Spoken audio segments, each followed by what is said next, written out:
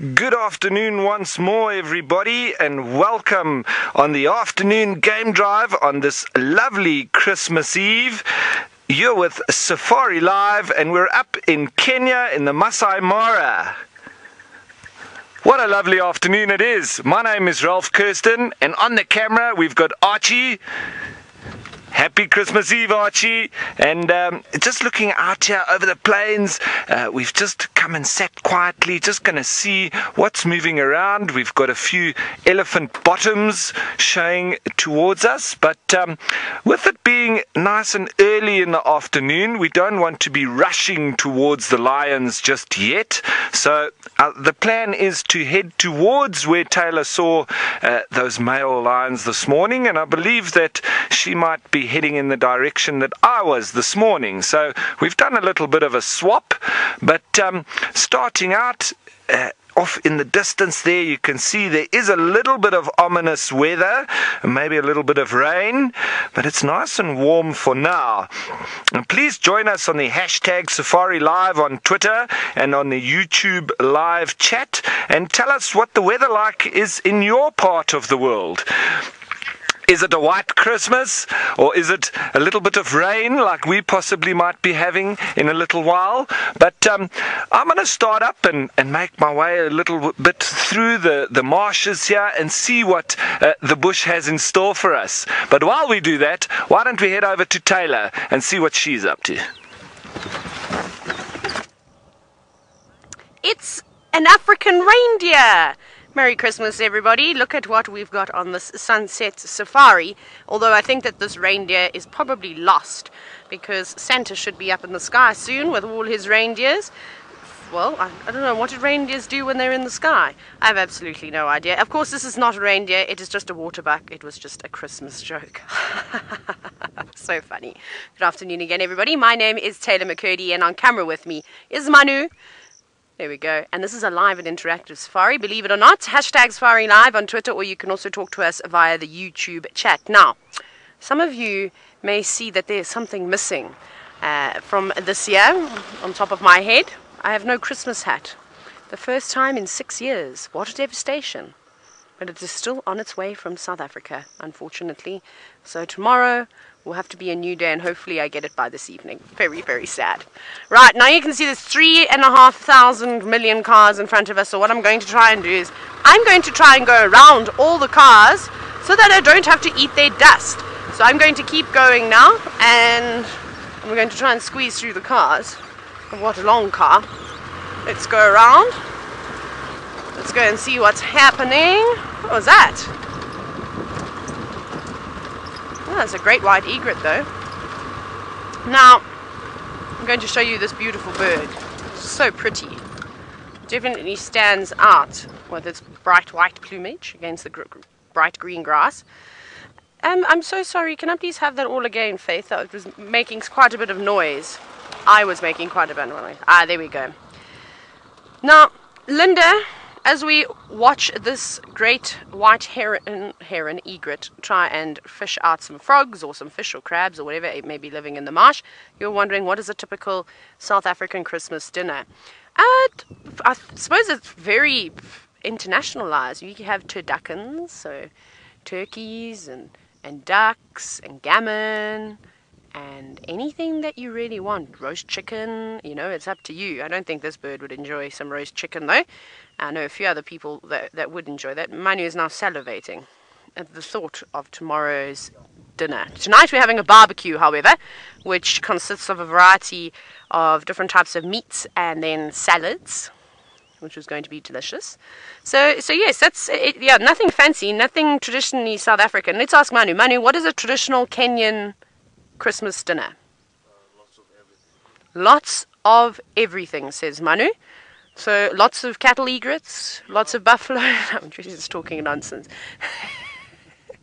That, of course, doesn't happen. Now, this bird is being very patient. Look at its eye. It looks like it's focusing in. And look at the sharp tip on that beak. It's like a spear. It's pretty spectacular at how quickly that bird can launch into the water and spear its prey. And I would very much like it if a frog or toad of sorts revealed itself.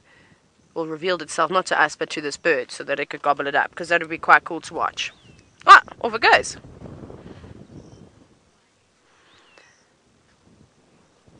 Now, Richard, you're wondering if that bird's neck is adapted for flying or striking prey. Most certainly striking prey. However, most birds, all birds, have wings, and they are able to fly, unless you're an ostrich or a penguin. And here we go. Did you get it? No, missed. So the birds will all be able to fly. Their neck just kind of shifts back in, I suppose. You always see them look like they pack their neck in a suitcase. And then they fly around, tuck their legs underneath their bodies too. So they've got an adaptation for both. But yes, those long necks, herons, egrets, all adapted for launching forward and spearing their prey. I suppose it's the equivalent of how you and I would go spearfishing or throw a javelin. It's pretty much the same kind of movement, except there's a bungee cord and it comes back. It doesn't just go forever. Boomerang neck, if you will. But not quite a boomerang either.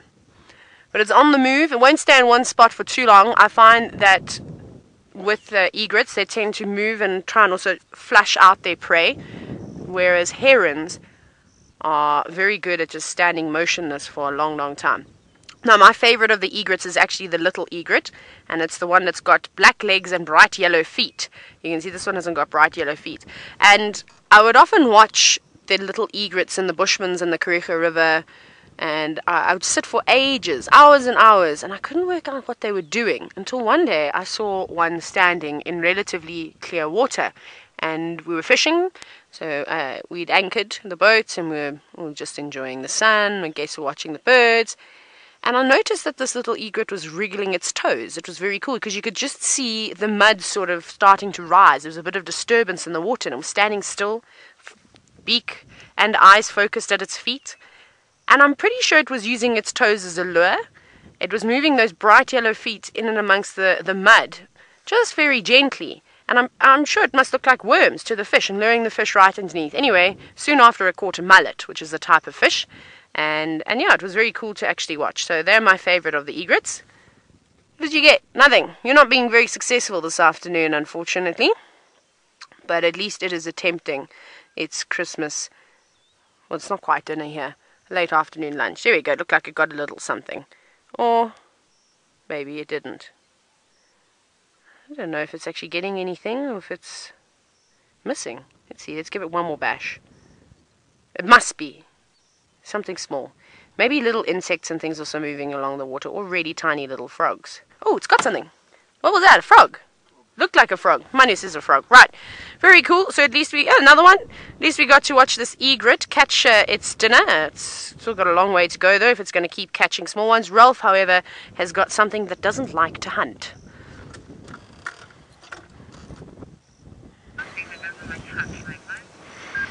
Thanks, Taylor. Yes, and speaking of Christmas wishes, I pretty much guess that if this little youngster had a Christmas wish, it would be to have his tail back, because we've managed to find the little guy that is the tailless wonder, and I suppose he would only be wishing that if he had a tail at birth at all, because it could have been that he hasn't had one since he was born, but I think he's handling pretty well without it, and Christmas is all about kiddies and the youngsters, so we thought we'd bring a little bit of the younger guys into it today.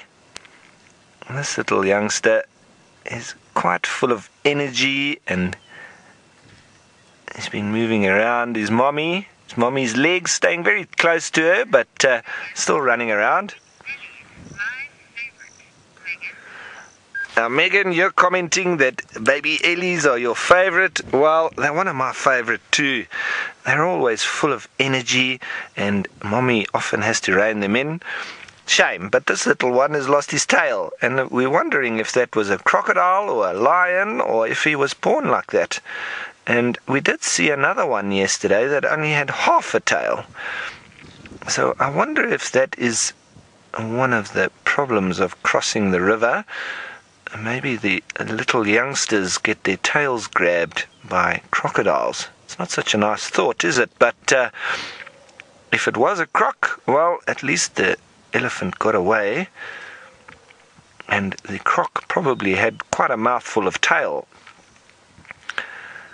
And Mommy's quite happily grazing along. And the baby every now and then goes up to her and tries to have a bit of a suckle.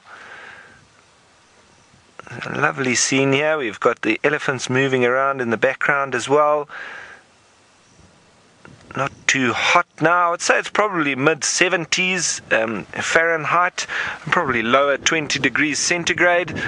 And we've got a nice cool breeze coming through. Once again, you can see there off in the background, it looks like we might get wet. But it's been threatening every day. Yesterday was just a few drops and then it seemed to pass by. And overnight there was a little bit of rain as well. But each day seems to be quite similar. And that it builds for thunderstorms and then either comes or blows over. But lovely to watch these elephants peacefully grazing on the plains. With it cooling down a little bit, the one bonus is that there might be a little bit more predator movement, and when it's a bit cooler, they might be moving around a bit. So, but the only thing is with all those the lions that we saw this morning, they were very fat.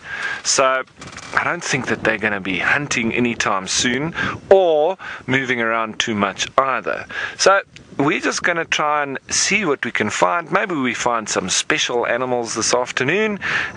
We've spotted some ellies here, which is great, but we're going to just bumble our way through the marshes and the plains and maybe land up with the lions. Who knows?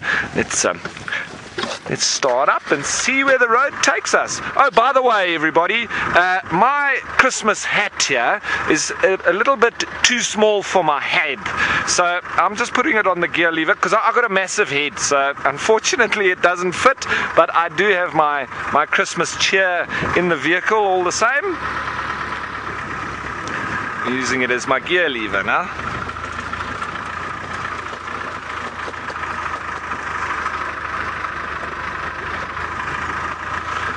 Now, Lit Piano, you're asking if the lack of a tail will affect that little elephant. Well, I don't think so. I don't think it's going to be that bad, especially with it having it being tailless from such a young age. He will learn to adapt.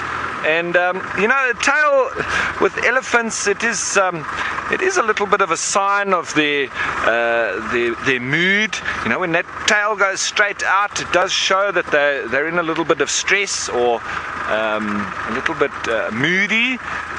So without him having that, that for me you'd have to look at his other body language traits. But other than that, I think, except for chasing flies away, I don't think he's going to have too much of a problem. And with them having such thick skin, it's not too much of a problem anyway. So I think he'll be just fine.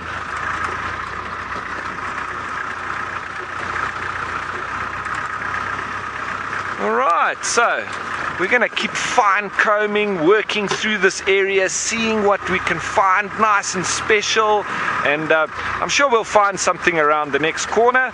But while we head for that next corner, let's go over to Taylor and see if she's been able to find anything on her side. Well, Manu and I have found our absolute favourite thing to watch in the bush at the moment. Mara surfing. And at this time it's not me on top of the roof rocking the car. It is the cattle egrets sitting on the buffalo. But it doesn't really look like they're doing too much at the moment. That one looks like it's actually just trying to have a bit of a rest and maybe even keep warm. So I suppose the buffalo also like body warmers, if you will.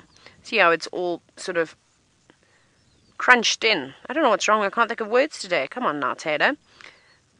Sitting down. Just resting. Buffalo not so much though. Buffalo looks a little bit annoyed with all the flies and things that are around it. But there's a couple of other contenders. There we go. That one looks a little bit more lively. Got to hold on tight. That's a big wave. There's another one coming in for a landing. No, down on the ground. Now, Wendy, you're wondering where do these beautiful white birds, the egrets, nest? Was it where or when? It was where. Where? So in the tops of trees, typically, just like herons, and they normally nest in like a big community as well. So you'll have an entire area with just egrets and herons and other birds that nest on big platform nests. I had a really cool sighting of them in Zambia. We used to see a lot of them along the Zambezi River where they were nesting. Again, they typically will build their nests in trees with water close by. But that is such a cool sight to see. I really, really like it to see these egrets. And lots of them at the moment. Oh, there we go. Double up. Mary, you said that those buffalo need a Santa hat. There we go. Who can take a screenshot of that and put hats on the buffalo? Oh, a fight there. On the buffalo and on the egrets. So we need 4 hats, please, and then share that. Hashtag Safari Live. That would be a great Christmas card. I quite like the little squabble that happened there. I wonder if the buffalo that they were fighting for was one of the best buffaloes to ride on. Maybe the most difficult. Perhaps he's got a mean... that was very graceful. Very nicely done. Obviously, that's not that bird's first time it's landed before. However, that buffalo seems to be covered in mud. Can you even see out of your eyes at the moment, girl? Got so much mud caked on top of her head. That doesn't seem to put off the egrets, though. And you can see a few more of them just in the grass. That's a bit rude. It can't sit on a buffalo while it's sleeping. Oh, that one's on top of its head. Look at that great shot. And an oxpecker. One's wearing an egret and the other one's wearing an oxpecker.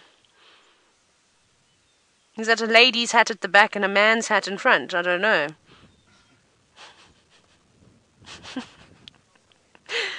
Now, Francis from Israel, you're wondering if these cattle egrets take the ticks off of the buffalo just like the oxpeckers do. No, they don't. They're not particularly worried about removing parasites from any animals. They just get the ones that are disturbed and moving through the grass. And even frogs, so if a frog leaps out of the way of a buffalo's hoof, then they'll go for that too. They'll go for anything. But there seems to be some serious competition about which buffalo gets which egret. Perhaps it's planned. It's very cool though. I quite like this sight. It makes me chuckle. And I like to laugh. I think laughing is very important. Right, we're going to carry on moving though, because I'm trying to avoid the rain today, and we're doing a sterling job right now. We're doing really, really well at avoiding the rain, but there's lots of it. It's coming from the south, from the west, from the north, from the east, and I think we're probably going to get trapped in the middle, but I'm going to try and avoid it for as long as possible. So before it even creeps over to the top of my head or I feel a drop, I'm going to race away from this area. It is getting dark and gloomy now. The wind is starting to pick up. The temperature's starting to drop. Well, so that's probably what's going to happen. We'll be zipping the tents at some point. I think Ralph's going to get it before me though. Anyways, maybe we'll make a bet and see who gets wet first. Who do you think it's going to be? Me or Ralph? Let us know. Hashtag Safari Live. And speaking of Ralph, let's see if he's any closer to finding those male lions.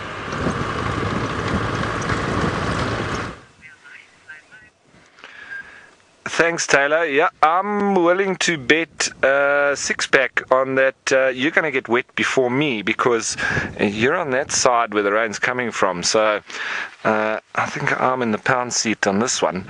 As we watch this giraffe walking across the marsh, it's probably quite nice for him getting his feet wet a little bit there as he goes, unless he's on the road.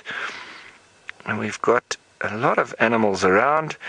There's a Dafasa waterbuck and an elephant in the background. Looks like a bachelor herd of waterbuck, all of them having horns there. And just the one giraffe moving across the plain through the marsh, but it is dotted with elephants, and there's the odd topi, but they're not really in the marsh per se. They're on the edges. The elephant are moving through where it's a lot wetter. And the giraffe also a little bit on the edge. And there's some topi. Wonderful scene.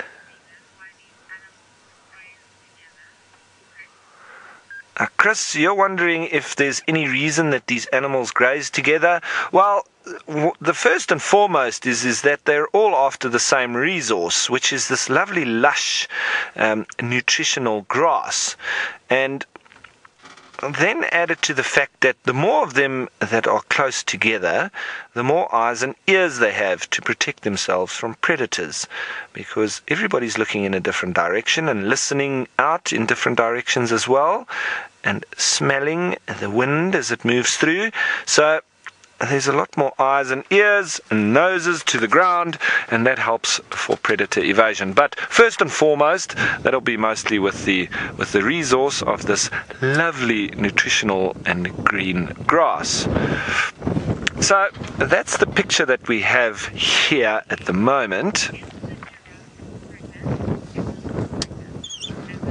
Now, Emily, you're wondering if the giraffe is pregnant. Well, let's have a little bit of a closer look. I haven't really checked. First and foremost, we want to make sure that it's a female, which it looks like it is, but I'm just going to confirm with my binoculars.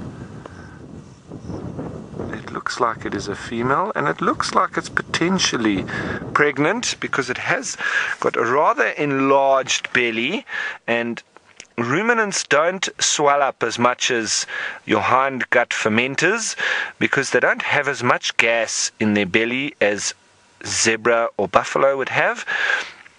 So when ruminants such as giraffe swell up around the belly zone like that, it is normally an indication, obviously if they are female, that they could be pregnant, and that is an 18-month gestation period. So it's second, I think, only to the elephant, which is the one of the longest, or if not the longest, land mammal to have a gestation period of 22 months. So the giraffe's got 18 months, which is also quite an extended period of time to have a little one developing inside the womb. But yes, it would be quite interesting to see that one when it does have the little baby. But let's keep moving along. This nice scene over the plains here, but let's see if we can find anything else that catches the eye. Driving into the wind now. It's coming from the west, sort of west-southwesterly wind, up towards the escarpment. But it's a very cool breeze that moves through over here on the plains. It's not a hot wind like we often get in parts of Kruger and in Djuma. When the wind blows there in the afternoon and you start your afternoon drive, it can be a very hot wind, and it's not very cooling at all. But this, it's a very nice feeling to it. Very temperate, not too hot, not too cold. It's just lovely. So don't forget to tell us how your weather is in your part of the world.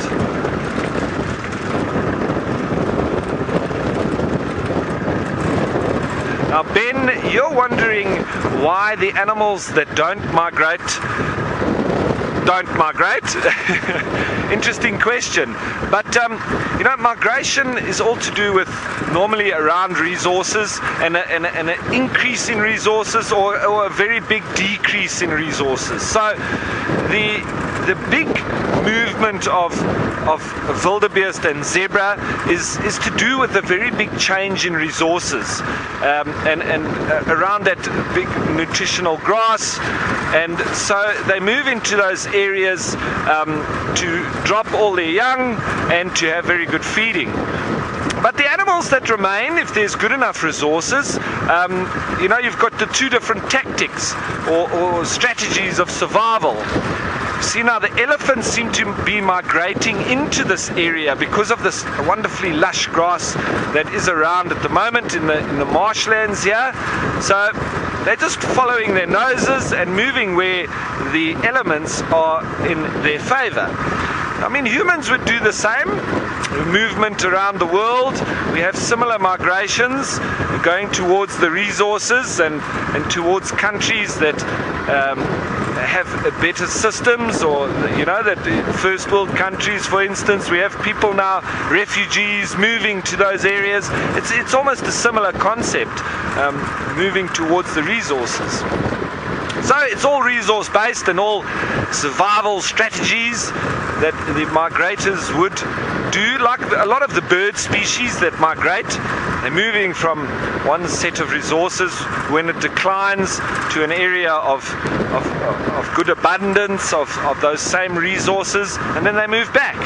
So, and they've got wings to do it, much easier for them to travel in the sky than the animals on the ground. I think it's a lot more of a hard slog on the ground. But on the human side of things, the human aspect, we've also cut off a lot of these migration routes, especially with the larger mammals like the elephants, or we've hunted the migratory animals out, like the springbok in the South Africa. But it's all very interesting. Migration routes, migration paths, and the animals that actually do migrate, all in particular reasons. Right, let's see what we can find around the next corner. In the meantime, let's head over to Taylor and see what she's been able to find.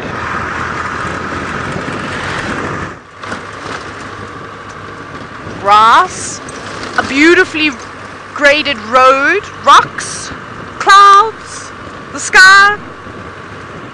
That's all, sadly. No, nothing with a heartbeat right now. Except Rhino and I have found us. So, I don't really know what we're doing this afternoon. I'm just sort of winging it for once. But what I am going to do is I want to go and check up just around here. Zip around. And hopefully those bat-eared foxes that I failed miserably at habituating will be around there. That's the idea this afternoon. Well, at least a part of it.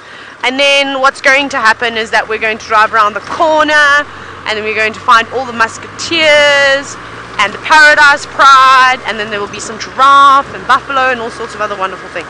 And that's what I'm hoping, because when you try and look for lions, as Brent say, you never find them. Sometimes you do, but most of the time it's not the case. So we're not going to look for big cats today. We're going to look for everything else, and then hopefully they'll just fall in front of us, and we'll just have so many cat sightings we won't know which one to choose.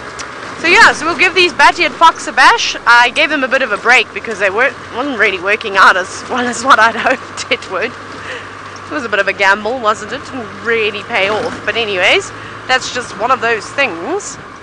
Anyone come down for a drink? This little pan? It's quite a nice little pan, actually. Now, Jenny, you're wondering what I got Maurice for Christmas. I can't tell you because it's not Christmas yet. And Maurice isn't going to hear, so you'll have to just wait and see tomorrow. Maurice will come out all dressed for Christmas, I promise, and so will I'll be appropriately dressed.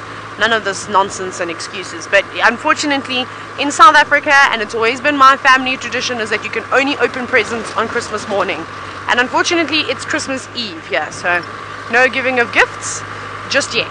Well, you can give them, but you can't open them. So Maurice's present arrives tonight. So we'll see. I hope my mom packed it. Otherwise, that'll be a bit sad. But anyways, now I'm making you curious, and I probably didn't even get Maurice anything. Just jokes. Anyways, so not looking too good here with the clouds. We'll see. Now, Scott, you're wondering if the Masai Mara is the same territory as the Rift Valley. I suppose it is, isn't it? I think so. I actually don't know 100%. But when I look at the address for the Masai Mara, they talk about the Great Rift Valley. So I'm sure it's part of it. We go through it on our way to Narok, and then eventually onto Nairobi. Okay, we're coming up to this den now. I must just keep an eye out because I haven't been around here for such a long time. I don't quite know where it is. If they're even still here. They could have gone a long time ago, which wouldn't surprise me. I wonder where Ralph is, because I'm sure he should be almost at that lion sighting. He didn't go the way that I told him. I watched him go in the complete opposite direction that I pointed him in for those male lions. So I don't know if he's going to get there tonight. Hopefully he will. Okay. Let's see. let's very quickly just see if these foxes are here. This is the spot. Okay, now we need to start looking.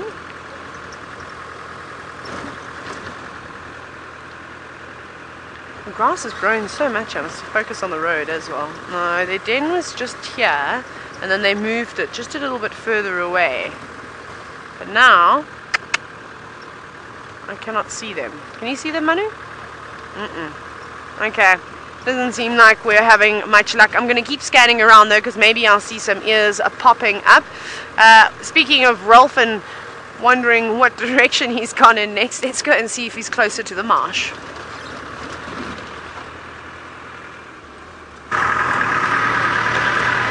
Thanks, Taylor. And well, we've come a little bit away from the marsh, and we've actually just want to pop into a spot that I found this morning, which is quite a forested area. But the reason I want to come in nice and slowly here is because this morning when we came in, I actually spotted a couple of owls in the tree, but before we could show you them, they flew off.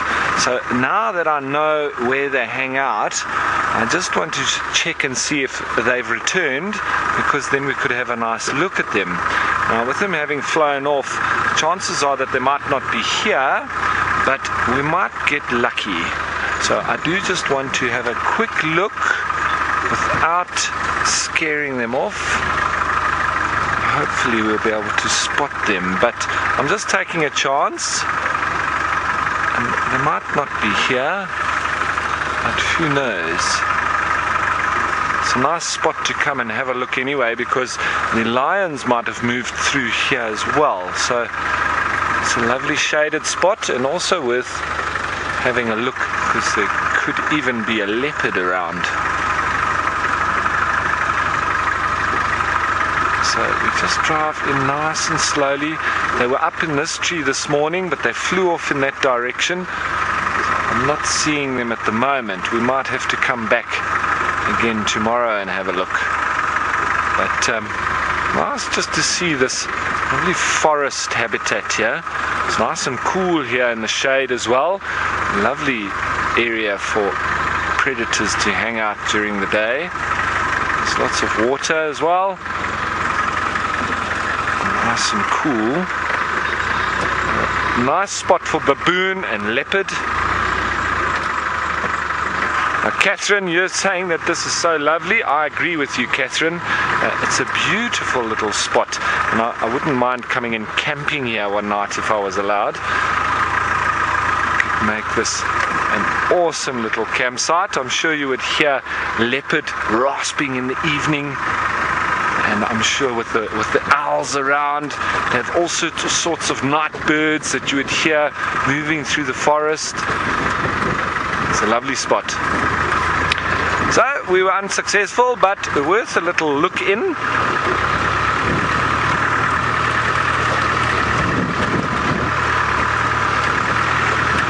Now, Paul, you're wondering if camping's allowed at all in the Masai Mara. Not to the general public, no, Paul. I believe that it's not allowed. You would have to go and stay at one of the camps. I think Serena has a tented camp, and I think Governors might also have one. So there's one or two in the Mara Triangle where you can pay and go and camp, but you're not allowed to just go and camp wherever you like.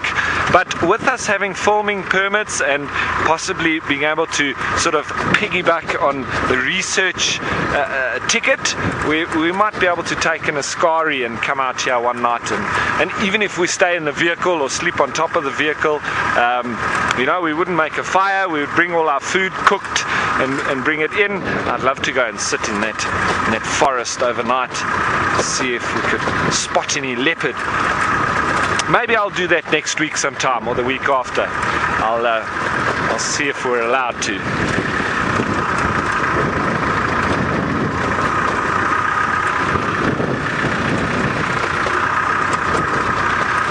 Now, Carl you're wondering if or how easy or difficult it is to find leopard here in the Masai Mara. Well, Carl, I can tell you that it's a lot more difficult than it is in the Sabi Sands, because Sabi Sands is just perfect habitat for leopard, and a very big concentration of them. And here in the Masai Mara, it's not really the best habitat for leopard, although there are, I would say, a lot of leopard here. They also have not been habituated to vehicles and to people. Those leopards in the Sabi Sands, I must say, it is very special what you see there, and people have worked very hard to habituate those leopards to vehicles and to noise and people, and that's one of the reasons that it's actually very important now with Tandi's little cub that they are spending time there. And the bonus is that she's already habituated, so it's much easier to habituate the cub as well, because mommy's quite relaxed around the vehicle, and then the cub doesn't think there's anything wrong with it either. So, and then once you spend some time with it, it then makes life much easier for all the game viewers and everybody coming into that situation. But I know that even in the Sabi Sands, there's a couple of leopard that aren't habituated to the vehicles, and they disappear quite regularly just after a quick brief spotting of them. And you know, sometimes it can be just another game viewer that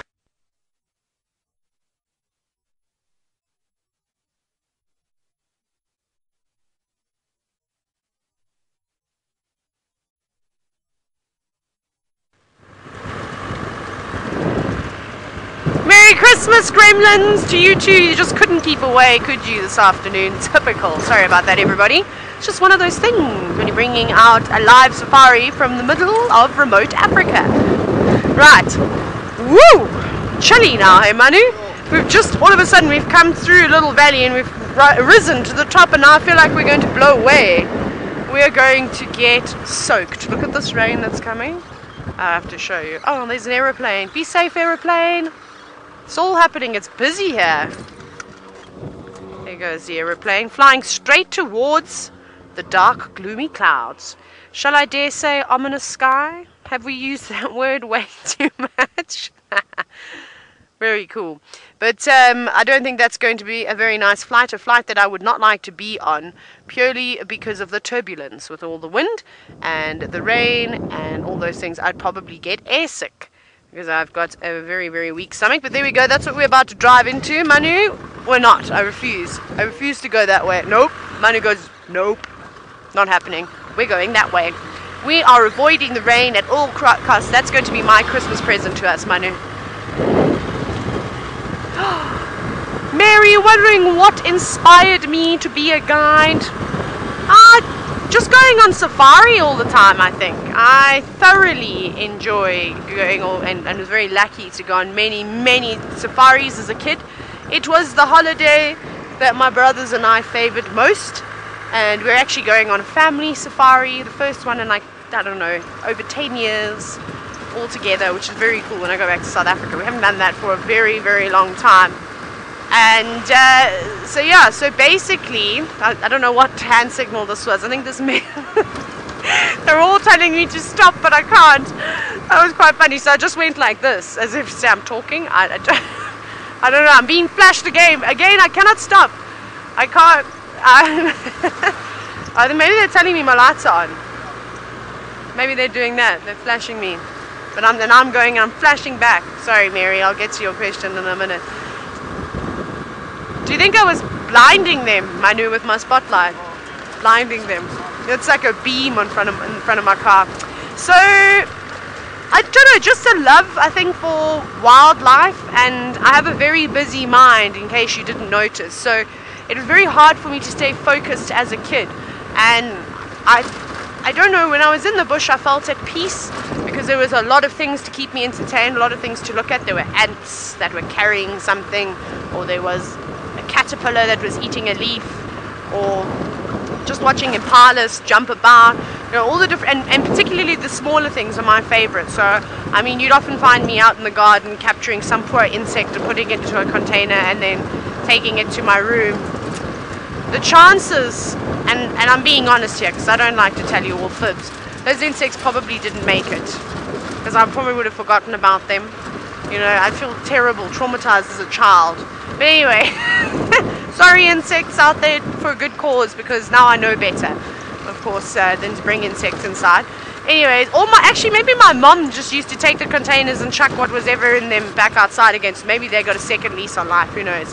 So yeah, just being outside, not being stuck in an office, meeting some incredible guides along the way that definitely sparked my passion. That would have helped.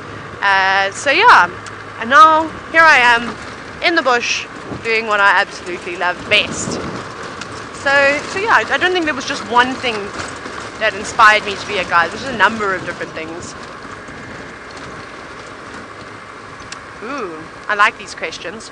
We're going to move out of the wind now soon, down into Chameleon Valley. Wendy, you're wondering, what advice would I give to somebody that was wanting to become a guide? Be prepared for blood, sweat and tears. That's all I can say. In the beginning, it's very difficult.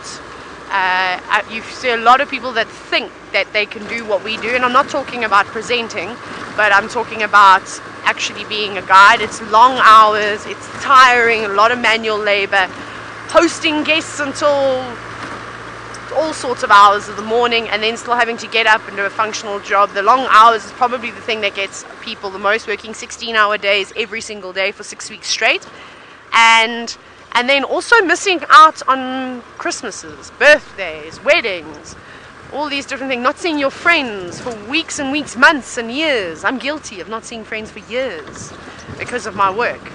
So it's just one of those things. It's either for you or it isn't.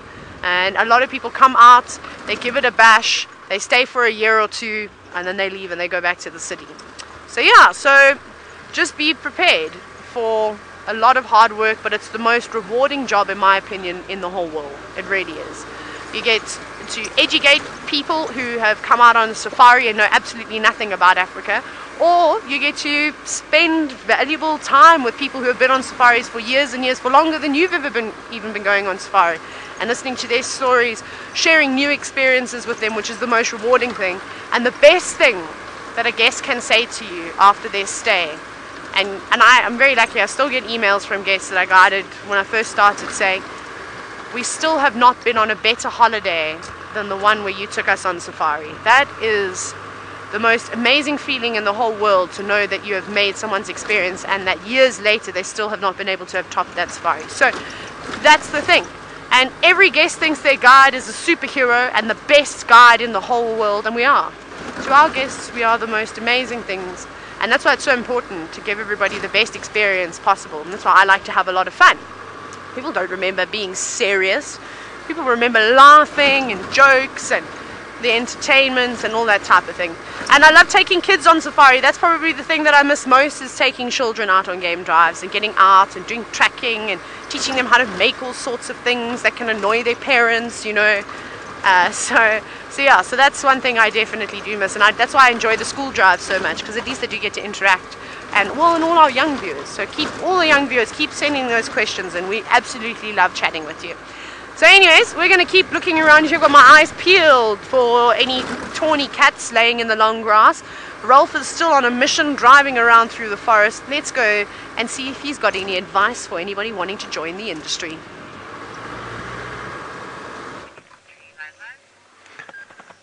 Yes, thanks, Taylor. Before I give you any advice or give you the reasons why I went into the industry, shame, we've just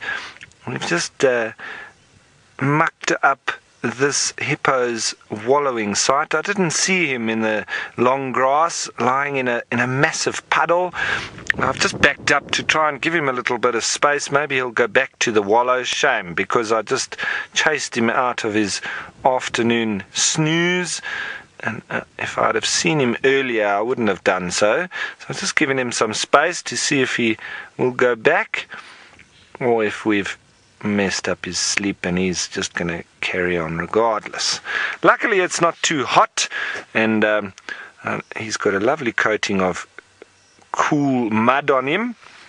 But to answer the question of why I've joined the industry, or why did I join the industry, well, there was a number of reasons, but one of them that stuck with me was a book that I read when I was a youngster. And I used to spend a lot of time outdoors with my dad, camping and fishing and surfing and all of those lovely things. But when I was about 14 years of age, I read a story about one of the section rangers in the Kruger National Park. And the story went, it was very elaborate, but and I forget his name as well. I'm not a person that's great with names. I do remember storylines though. And the section ranger, he went for lunch one day at it was at Satara or Skukuza rest camp in the Kruger National Park. After doing a morning fence patrol or something like this, and he went in for lunch, and I think there was some polony or something that needed cutting, and he went and it was a little bit sharper than a bread knife. He went and he sliced some of this, and he put it in his sandwich, and little did he know that he had put the knife in his pocket, because that's where he came out with it. He had it in his pocket. He cut this stuff. He made his sandwich. He put the knife in his pocket, and he put his sandwich together, and off he went with the sandwich. So he finished his sandwich, and he finished his afternoon work, and it was later on in the evening when he was walking between around camp where there wasn't any fences, and he got attacked by a male lion. Now the lion grabbed him and mauled him, and eventually had him by the chest and was dragging him along with it, and obviously on its way to go and finish it off away from the camp and obviously eat him. But while it was dragging him, and he felt like he was going with this lion for hours, but it seemed like only about a kilometer that he was being dragged by this lion. He eventually reached into his pocket, and he realized that this knife was there, and it was obviously something that he could use to defend himself. And because of the position that he was, where this lion was holding him, it was dragging him like a leopard does, like you've seen how they drag the animals up trees and so on. So he was walking over him. Now he's looking up into the chest of the lion as well, and so he took out this butter knife, and with everything he had, he stabbed this lion 4, 5, 6 times, and the lion eventually succumbed from its injuries and literally fell on top of him there. And it was just such an inspiring story for me that after that, he also promoted lions, and he always knew that it was never the lion's fault. It was just doing what it does naturally. And I think he even went on to doing a lot of lion projects and looking after the lions. So it was, for me, a very inspiring story, and that's one of the reasons why I got into the business that I'm in at the moment. So I'm going to head up a little bit and see what's happened to this hippo, but in the meantime, let's head over to Taylor and a very tall animal. Yeah, he is. He's tall, dark, and handsome, I'll tell you that. Someone has been spending some time in the sun. Look at him. He's a beautiful specimen. He's so tall. Got lovely coloration. But he looks like he's a bit battered. I think he's been through the wars a few times. He doesn't look like a particularly young male. He actually doesn't look very muscled up either. I wonder if he's, living the retired life now. I feel like there are some much more athletic looking giraffe out here other than this old fella. Look at him, he's all crooked now. And he's also just chewing away beautifully too.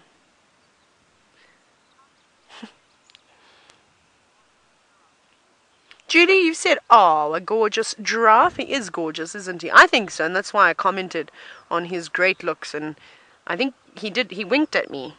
I don't know if he wants my number now. I don't know if giraffe have cell phones. I'm of course just joking. Licking his lips.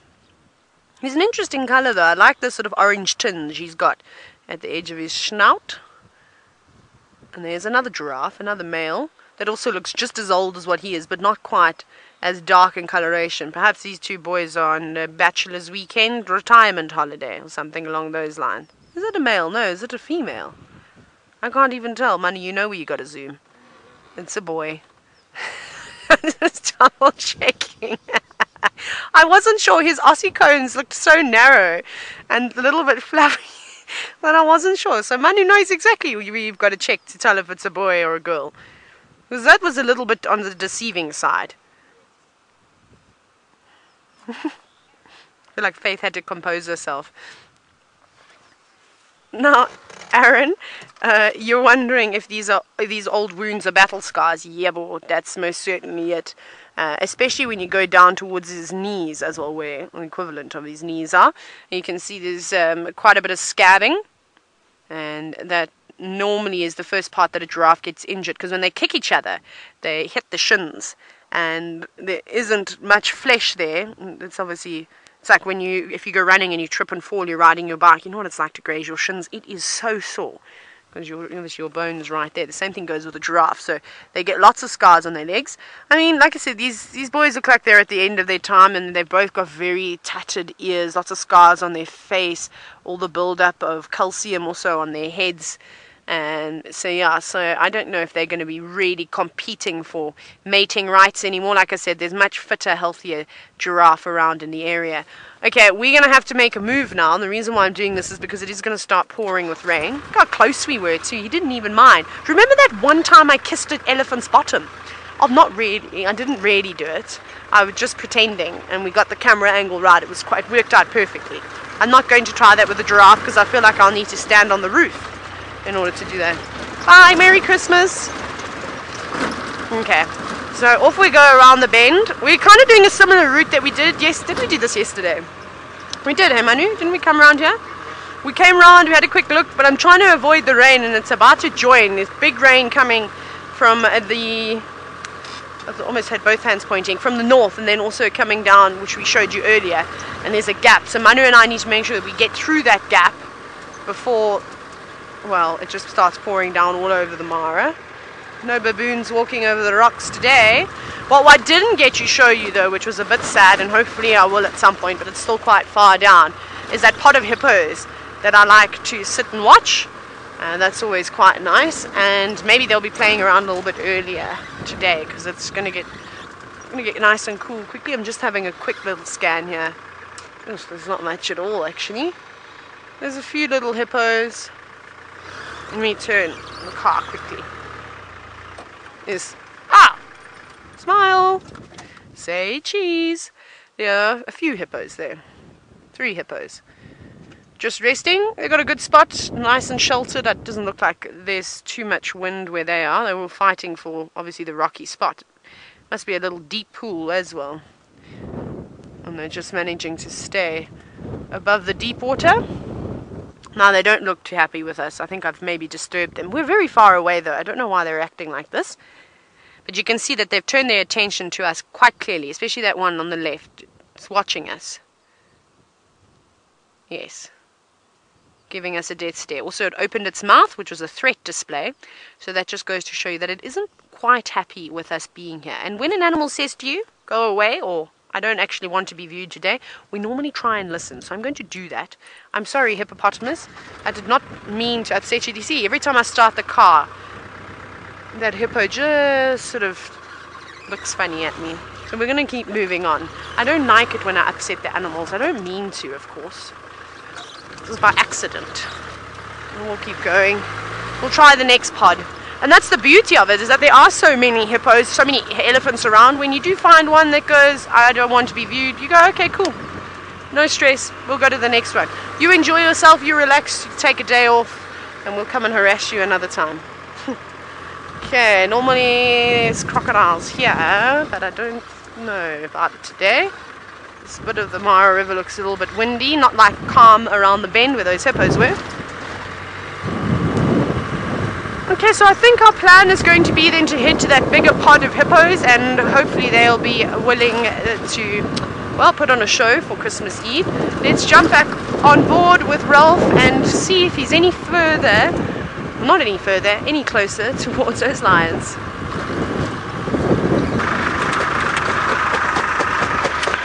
Thanks, Taylor. Yeah, well, it seems that we've spotted a couple of hippos out of the water, and Archie and I were just discussing, we were wondering if they were out to do their Christmas shopping or something, because very unusual to see one hippo out in the grasslands, in the plain, and we've just seen two, so it was quite unusual.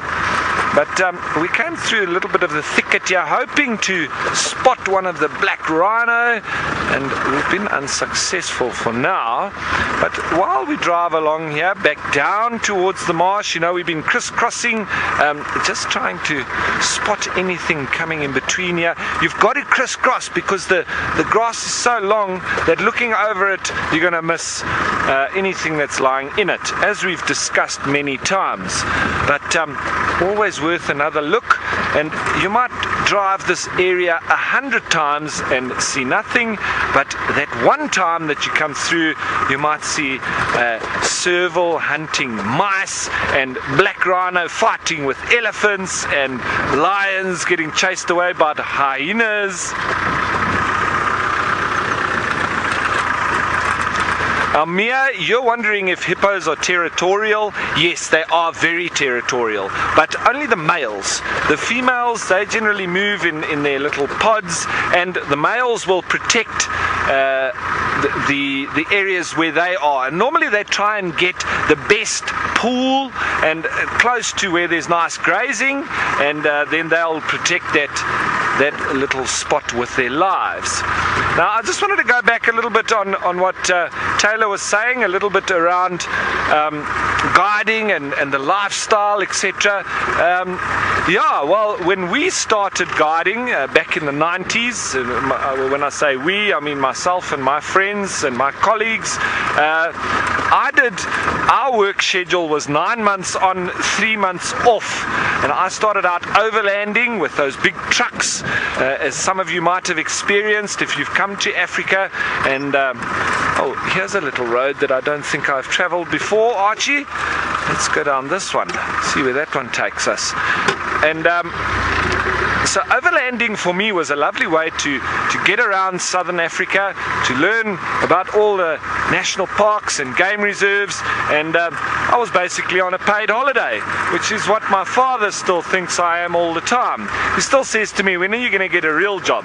So I still don't know when I am going to get a real job. I don't think I am ever going to get a real job.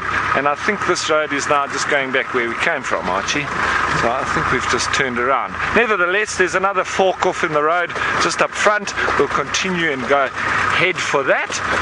So yes, I drove the big trucks around with 22 people in the vehicle. We did camping, we did big trucks like that. Then I was with smaller trucks of 12-seater. And then we moved on to 4x4 exclusive camping safaris as well, and the lodge tours. And after such time, I went into training of guides and management of reserves. So I've moved around a lot. I haven't remained in one place more than sort of 4 or 5 years. But I spent a lot of time up in Namibia through the different kinds of guiding, but I spent over 10 years there. So that's why you hear me talking about Namibia and the desert a lot, and I like to make comparisons to the animals that I see everywhere in the different game reserves, and with their different survival strategies and how they've adapted and evolved in the specific environment that they are in. Because elephants here are quite different to the elephants that are in the Kruger National Park, and are quite different to those in Etosha National Park, to the ones in the desert, and then the ones down in the Eastern Cape, almost foresty type elephants. So lovely to see all of that difference and change between same species but different environment. And sometimes you could almost think that it's subspecies, how evolved and how adapted they are to those specific local conditions. Very interesting. But and the other thing is that I've also been able to see from a different perspective of camping to 5-star luxury, because once I went on to training guides, that was very handy in giving them different perspectives of lodges and camping and overlanding and staying at one place for a long time. So I know the differences in all the intricacies of the different jobs, but within the same industry. So it's nice for me to be able to share that with them and prepare them for the different facets within that.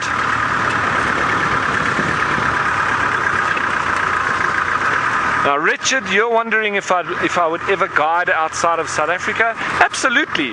But the trouble being is that I would welcome it, but I'd have to spend some more time in the area. You know, for instance, me coming up here to Kenya, I've never been here before, and here I am guiding for everybody that's watching, but it's a very similar environment to what we have in Southern Africa. Yes, there's some different birds, but the backbone remains the same. Now, I know anywhere in the world that you go, environmental concepts and principles remain the same, but it would be a lot more for me to take in.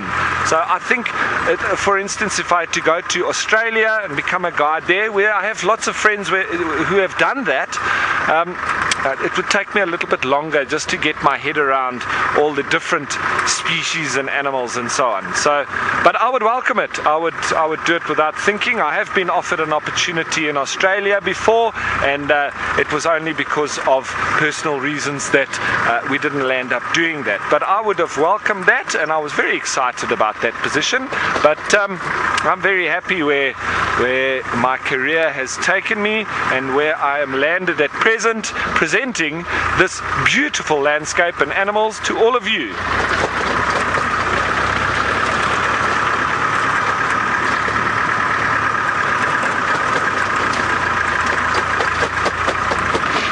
Now, Deborah, you're wondering what I find the most challenging about guiding. Deborah, it's not always easy to say, but I must be bluntly honest, and the most challenging part about guiding is people, because wildlife is simple, it's straightforward, you watch it and you interpret it, and it normally shows you very easily identifiable body language and how things are going to react towards you or not. But humans can be quite another bunch. I love them and I hate them both at the same time, because humans, yeah, we've got some really strange traits, but we've got wonderful traits as well. So that, however, is the most challenging, especially when you've got people from different cultures, different walks of life. I think the longer I've guided, the easier I've been able to relate to people from different countries of the world. When I first started as a young guide, I'd never left Africa, I'd never left Southern Africa, and I did find it difficult to relate to Americans, to British, to French people.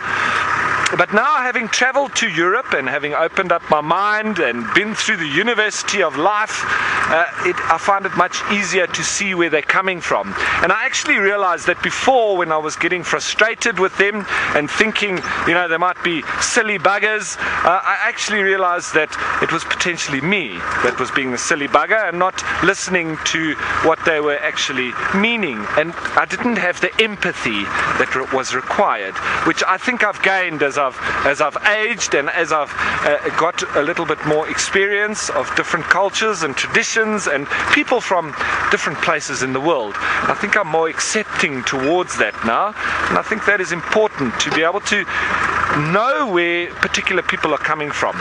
And obviously I haven't now traveled to all the countries in the world, but having been to different countries, it does open your mind. Alright, so continuing to crisscross, see what else we can find along the way. I am hoping to find something special very soon, and speaking of things special, I think Taylor's got something special to show you. We've arrived at the Christmas pool party. Sorry we're late, Hippopotamus. Manu, do you have your swim shorts? Ready. I'm not ready though. I did not bring my outfit, so no swimming for me today. We'll just have to sit and put my feet in the water. But anyways, we are at the Mara River now. Obviously, we've been driving along it, and I said to you that I wanted to come and find my favorite pod of hippos. Well, here they are. And the Mara River is looking a bit sad at the moment. It's drying up. But I think with all this rain that's about to arrive, it'll probably fill up quite quickly. You can actually start to see the rapids are starting to flow quite a bit now. Perhaps the rain is already gushing down in the valleys and into all the little tributaries that fill up the beautiful Mara River. Some impala coming down, I think, for an afternoon drink by the looks of it. Ooh. Clifford, you're wondering how many hippo in an average pod? Shall we try and... Well, we won't. You can watch those hippos. They splash about because that's quite cute. I will try and count how many are in this pod. 1, 2, 3, that looks like a rock, but I know it's a hippo. 4, 5, 6, 7, 8, 9, 10, 11, 12, 13, 14. I think there's about 15 or 16 hippo here. So an average size pod is anywhere between about 10 and 15, I would say. You do obviously get some groups that are smaller. Again, it depends on the area of the river or dam or puddle, lugger, whatever they may be occupying. That will determine how many members they can have in their pod. For instance, when I was in Zambia, in the Lower Zambezi National Park, there you would see so many hippos. I mean, it was quite common to see 50 or 60 hippos in a pod together. Here the pods are slightly smaller. The Mara River is also not as wide. So instead of having, pods on either side of the river, you'll just have one group that sort of hang around the edge and in the middle.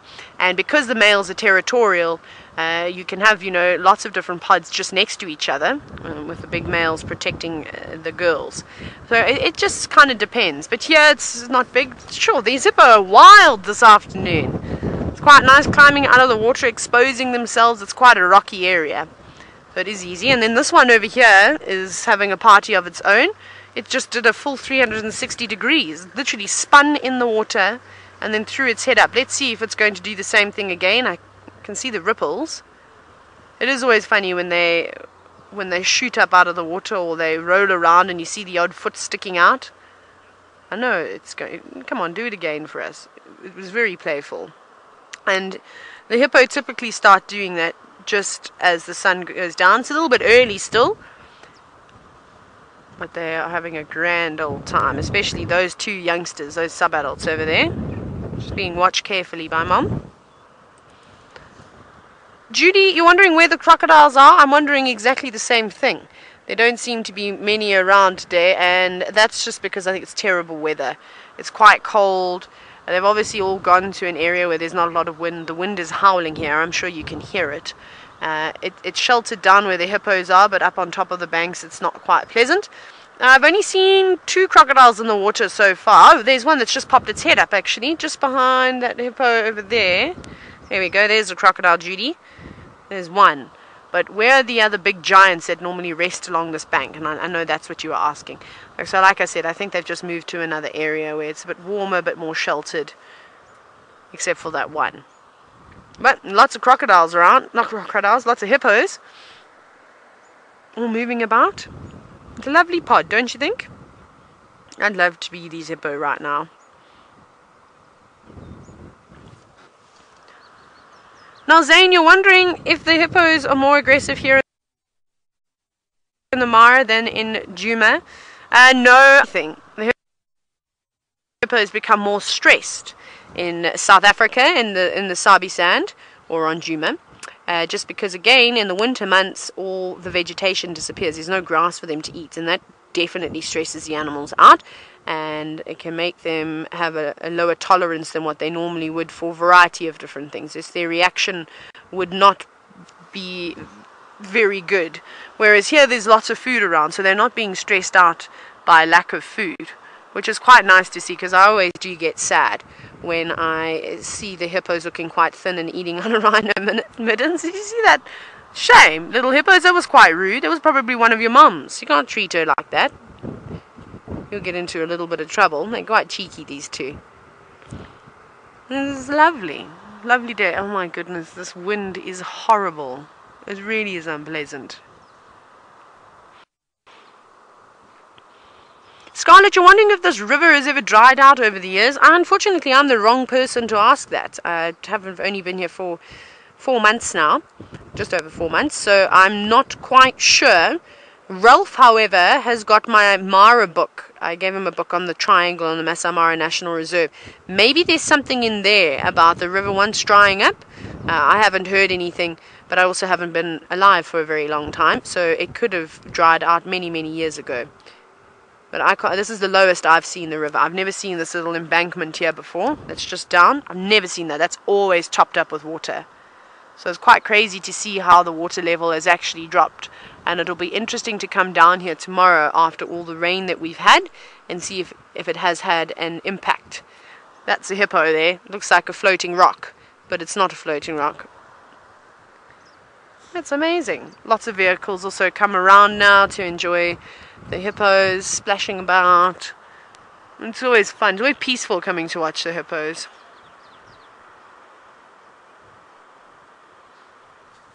Now, Kate, you're wondering if the hippos are in any trouble or any danger, from the crocodiles? Nah, not a fully grown hippo. They've got big enough mouths to fight their own battles. And there's an unspoken rule between hippos and crocs. You leave me alone, I leave you alone. And I think there's probably more footage of hippos being quite aggressive towards crocodiles than vice versa. I'm sure you get the odd monster croc that gets a bit cheeky and wants to snatch up a young hippo calf, but good luck to it if the whole pod turns, because they're very protective, especially in the water. And that male hippo will come charging in and help protect his girls, and then of course the females will all chime in too. And there was a video that was recently doing its rounds where this crocodile was desperately trying to escape, and it caught itself in the middle of a pod of hippos, and it couldn't. And I don't know, I saw it get clamped down by many hippopotamus jaws, so hopefully it didn't come out too injured. Anyways, we're going to try and get out of this wind now because it's blowing a hurricane. Let's go across to Ralph, and he's found one of the rarer creatures out here.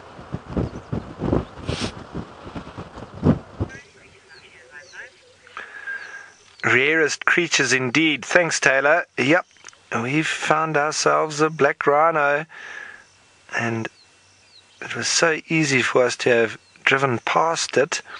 We've driven past this area now already this afternoon, and now we've come back down the same road by mistake. And look at that. We've spotted a black rhino in the thickets. It's just on the edge of a sort of croton forest, but you're standing dead still. And that's probably why we missed him earlier. Got a lot of red-billed oxpeckers on the back, and a lovely shimmering shine of a buffalo there in the background, probably been wallowing in the mud, and that's what the shine is now. And you can see there the red-billed oxpeckers very often go right inside the ears of rhino, because there's not too much in the way of soft skin for the ticks to latch onto, but they do go deep inside the ears. So you'll often see those oxpeckers climbing right inside there, and then the rhino can shake its head as it does get a bit irritated as well, as you can imagine. If you've got a bird climbing down your ear.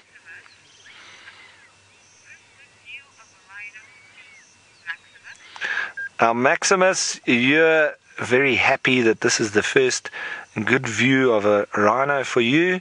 Well, I'm happy for you, Maximus, and it is a very awesome sight indeed, as we are starting to lose numbers of rhino, and so much so that we're not even allowed to show them in South Africa, in the Djuma area, because we don't want to give away anything that about the rhino for potential poachers.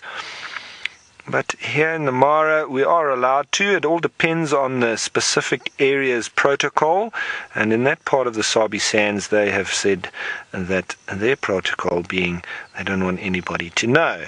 Now this rhino doing what rhino normally do during the day, which seems he's settling down for a snooze. Black rhino are nocturnal as opposed to the white rhino. And white rhino actually nothing to do with the color when we say black or white rhino. The white has been actually coming from the veit, or Dutch word veit, meaning wide mouth of the white rhino, so because they're a grazer, and the black rhino being the hook-lipped, more of a browser. So that's the difference. The white rhino being daytime active and a grazer, whereas the black rhino being nocturnal and more of a browser. But both of them can change habits slightly sometimes. White rhino less so than black rhino, because black rhino you can have every now and then you see them grazing a little bit too. But generally they'll feed on these croton thickets, and you'll find them to be very territorial, walking around a very similar place. And that's one of the reasons why they're actually very susceptible to poaching as well, because once you find a rhino midden or a dung site, you can literally just wait there for them to come back. So that's one of the problems that the poachers have worked out, and that's obviously one of the reasons why we also have the rhino people following them all around. Now that rhino has laid down, I think we're going to move on a little bit. Maybe we'll see him a bit later. But we're not going to wait for him to stand up. I think it might be a while.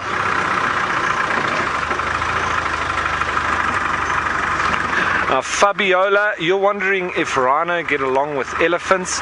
That's actually one of the interesting interactions to watch, is black rhino with elephant, because black rhino are rather aggressive, and they can charge elephant, and elephant obviously do resist or do push back in that little interaction. So it can be quite fascinating, and I've seen a lot of standoffs between elephant and black rhino, and it can be quite scary, and you can also have, if the elephant wants to, he would normally overpower the black rhino, but like young male elephant bulls that come across black rhino, and older experienced black rhino, they can get scared off as well by the rhino. So it's very interesting to watch.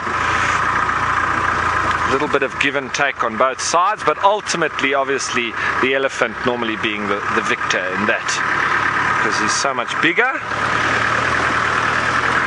But black rhino, the temperament of them is a little bit like a honey badger, where they attack almost anything that moves. So they're not scared of elephants either, and it's only those older, more experienced elephant bulls that aren't really that scared of black rhino, because they've seen it all before.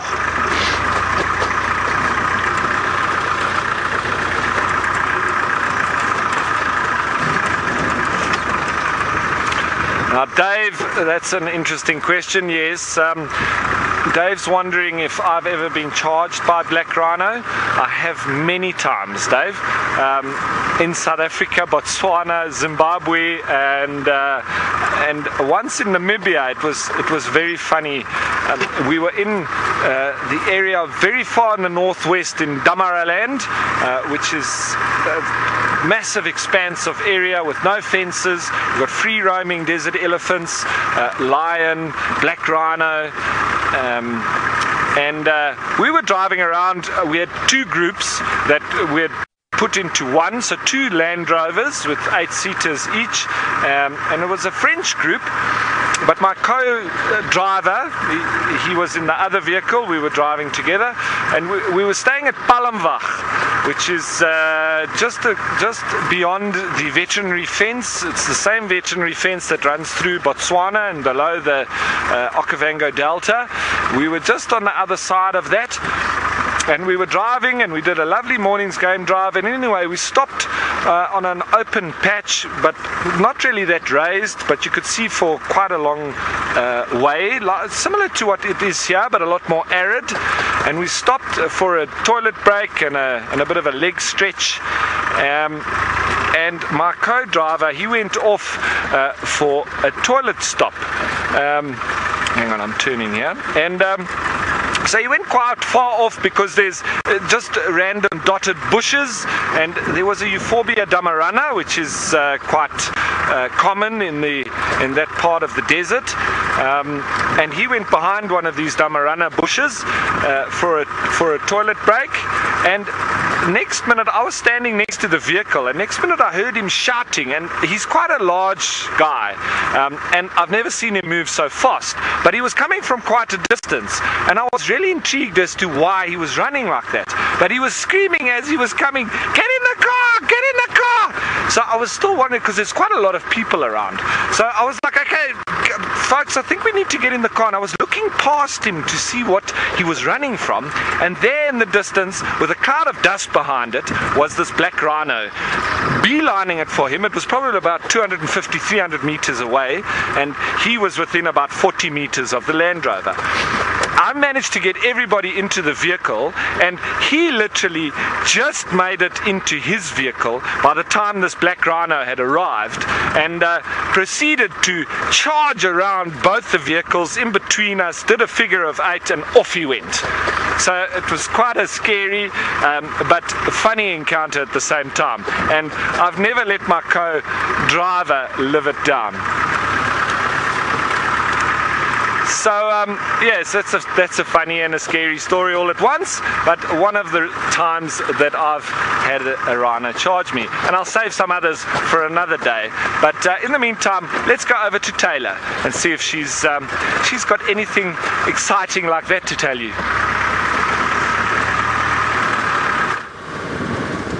Not really with rhinos. I've told you about my one charge from a rhino that I've had, which was a black rhino charging me. Sorry, I just got something flew past my eye and it got stuck on my eyelashes. Well, at least we know the eyelashes are working well and doing what they're supposed to do.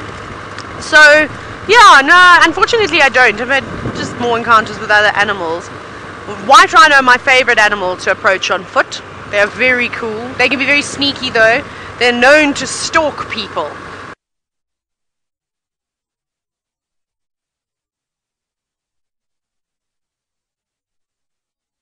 So just when you think you're doing the stalking, they'll pay. Hyena or a lion? Is it a hyena? Oh, I got excited. It looked like a lion that was stalking in the grass, but it's not. It is a hyena walking through the grass. Oh, I thought we were going to get lucky. There's some topi in the background, very far away, as you can see now. Unfortunately, the camera's probably going to bounce quite a bit because we're sitting at the end of the lens, and it is very, very windy. I don't know. Oh, it'd be interesting to find out what the wind is gusting at the moment. Faith, would that be possible to find out that statistic? Isn't that a lovely view? Look at all those balanites trees of that hyena walking through. And that haze. So windy, the hyena's got its ears blown back today. I don't think it looks like it's enjoying this weather either. I don't blame you. But it's on the move, though. On a mission, it's going somewhere. I don't know where it's going though. It's coming towards, sort of coming towards us. Oh, there's a second one now. There are 2 hyena. There's a den around here though. There's just too many hyenas about for there not to be a den. And I think it's the one that Ralph often comes to. And near hippo pools. I sometimes like to lay in the road. We often pass them. We had that really close sighting of one from that same clan the other afternoon, where it was just laying. Didn't even want to move as we drove past it.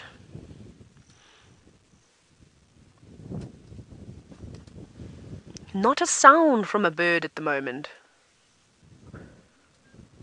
Very quiet. Very, very quiet out here indeed. But that's also because the wind is blowing and howling so much that it would be difficult to hear anything. So, I'm not sure where these hyena are off to. Sometimes what they do is they go and lay in the mud. And it is still quite warm. Just every now and then you get these cold pockets, which aren't really nice. But everywhere else seems to still be okay, still warm. So maybe they'll go lay in the mud. Or perhaps they're going to go and look for... And also they're approaching this lugger, this little bridge here too. Just quickly reposition. What you gonna do, hyena? Pretty nice.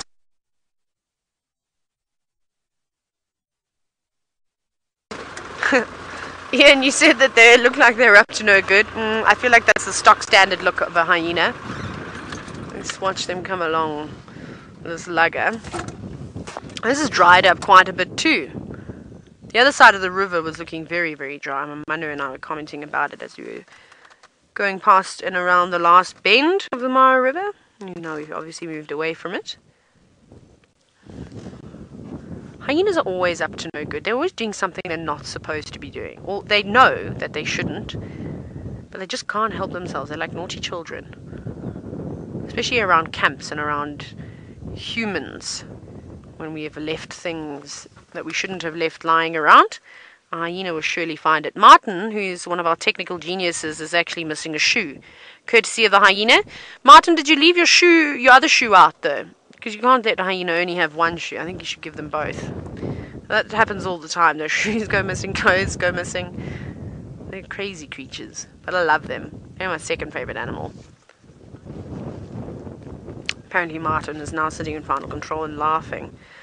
Goodness, that's a fat hyena.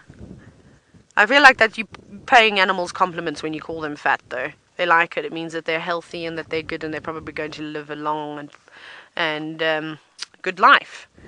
This one's... Come on. Now, Wendy, you're wondering if this hyena is pregnant? Possibly. The one that just walked past us was definitely a male. This one is looking very, very, very round. So we'll see now if we can see any mammary glands. Oh, look, Manu. In the water, and on the right side too, in the nice light.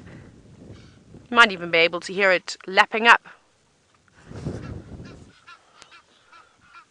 I'm trying to see if that is a male or a female hyena. It's very difficult to tell. The other one's going to go down now. I think it's just a very fat hyena, to be honest. I think that's what's happened. Looking back, here comes the other one now. Oh, they love water. So do wild dogs. You'll often find hyenas and wild dogs resting up in a puddle or in a dam. They definitely use it to try and keep cool, especially if they've gorged themselves. You know what animals feel like. Well, we know what we feel like after Christmas or any big meal. Now, I think that might be a boy as well. I don't see any mammary glands there, and I think it's just fat and they've been feasting on something. Off it goes. Very cool, nice little sighting of the hyenas though. We seem to be having a lot of luck with them lately. I hope Ralph makes it to those male lions, because at some point they're going to give up their kill, and there's that clan that's sitting there waiting for them to move off, and I think they're just going to go and swoop on in and start tearing it apart, which would be quite cool to see. So we will keep searching for all sorts of animals out here. Lots of antelope around at the moment and gazelles. They might have to be our backup plan. However, Ralph is still on the search for lions. He hasn't found a lion though. He's back with the elephants.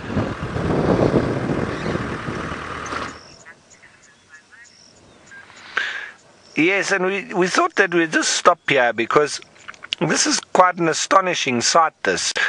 This elephant's obviously in a very deep trench, but from far it looked like a moving termite mound.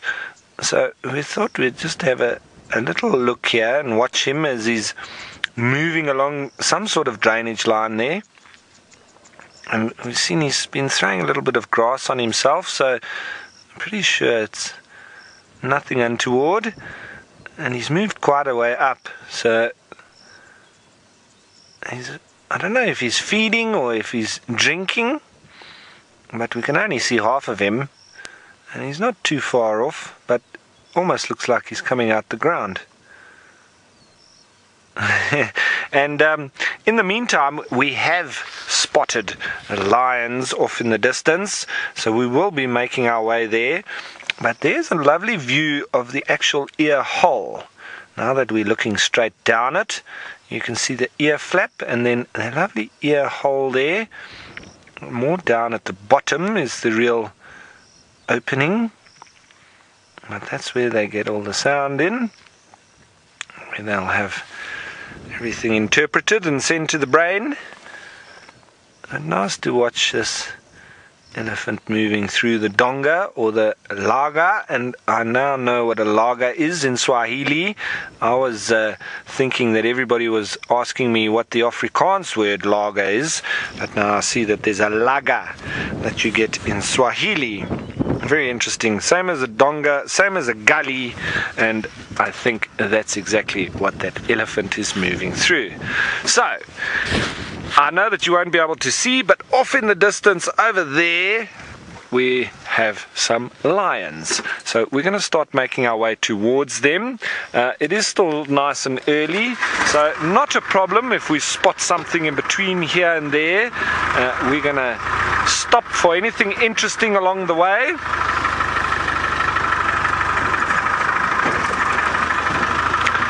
So yes, it's always exciting to know that we've got lions at the end of this little mission, but I'm always going to stop for exciting things in between. And speaking of exciting things, I'd like to send you 1,600 miles to the south over to Scott, and let's see if he's got anything exciting to show you. Hello everyone, my name is Scott and I'm teamed up with Senzo on camera this afternoon. We are looking forward to the prospects that lie ahead. Our plans are to search for a female leopard called Shadow and hopefully her young daughter. And I believe Noel is going to be searching for Tundi. And we had some reports that Tundi managed to make an impala kill. I know Noel had some shaky signal earlier, so I'm not sure how much you copied about her plans or whether she even got to tell you about them. But those are some good prospects. Hopefully Tundi, another leopard who's actually Shadow's sister, will be somewhere at that kill. If not, it'll mean she is at her den site where she's hiding away a tiny little 6-week-old cub. We're not too sure where her current den site is. She's been moving them around quite a lot, which is a good move because it means that it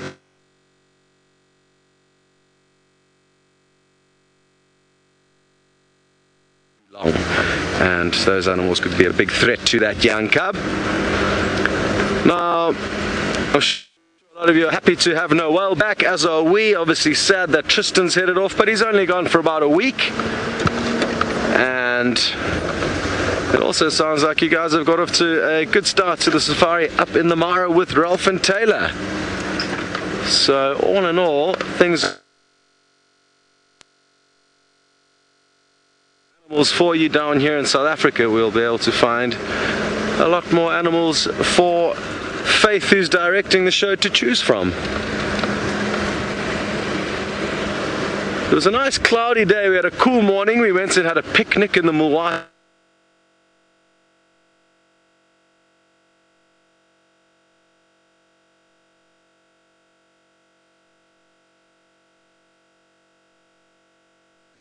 I'm happy that guide monkey is feeling lucky.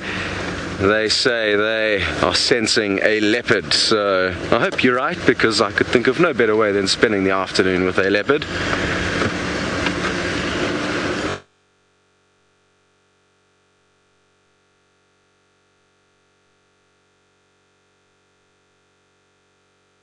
Karula has now disappeared out of this territory, so I'm not too sure exactly where she likes to hang out. But before I left the Sabi Sands a year and a half ago, Shadow used to spend a lot of time through this area, but we never had this road, so I'm hoping that maybe she will be lurking about here. Good, well, we're going to send you across to Noel now, and she's going to let you know exactly what her plans are, and I'm guessing how her leave went. Welcome, I am Noel, and on camera today I have Ferg. Hello Ferg, there's the thumbs up. Now don't forget, we are live, we're interactive, hashtag Safari Live on the Twitter, or you can ask us questions on YouTube chat. And Scotty D, I have no plans as of now. I'm just happy to be back in the bush, and it's sunny, and it's a Christmas Eve, and so I'm driving around seeing what's lurking. I was kind of in the mood for elephants, but I haven't really found much on them yet, so I'm going to keep looking, and then maybe, just maybe, we get lucky and some leopards pop out like Scott was talking about. It's also a really good afternoon for birding, so we'll probably do a little bit of that. Right now I want to go and check had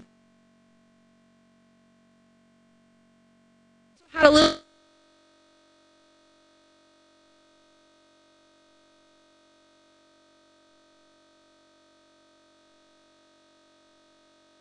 and everything's right there, and sometimes you just have to look a little bit harder. So today might be a look a little bit harder day, but it's a really lovely afternoon. And the series said that they got a huge amount of rain there. They really, really needed it, so I'm glad for them. We've had decent rain so far this season, but nothing really to write home about. I'm not worried about the rain quite yet, but it would be nice if we got sort of a downpour of about 100 mils. Thanks everyone. Thanks for the welcome backs. I'm happy to be back, and thanks for all your messages while I was on leave and posting photos of the gym and the food I was making. Sorry, so I didn't do any processing, sorry.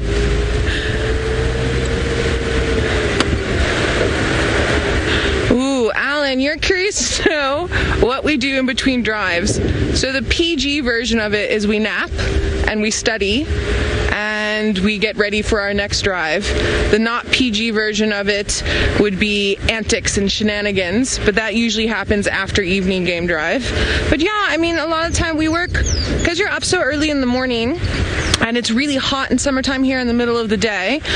We're accustomed, our schedules are very accustomed to wildlife schedules. So you're up super early and you're active until it's too hot, and then you're slightly inactive when it's really warm, and then you get active again as it starts to cool down. And then sometimes we have other duties. Sometimes we have to write reports, and sometimes we have to look at vehicles, and sometimes it would depend as well. I'm still studying for a few things, so I spend a lot of my time possible.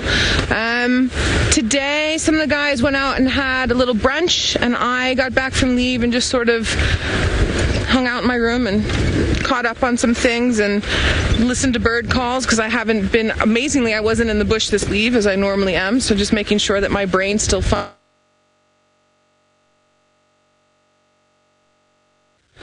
And let's see what else. I can't really think of anything else. Oh, here we go. So I've done this tree with you all before, but we've got it flowering really nicely here just on our left-hand side. We have a weeping wattle, or a Peltiform africanum. It's one of my favorite flowering trees. It's a really interesting tree. I'm just going to unplug a minute because I want to show you the leaf structure quickly. I just pulled a Tristan! Shit, it's as if all over recently. I'm just back from leave, so of course that would happen.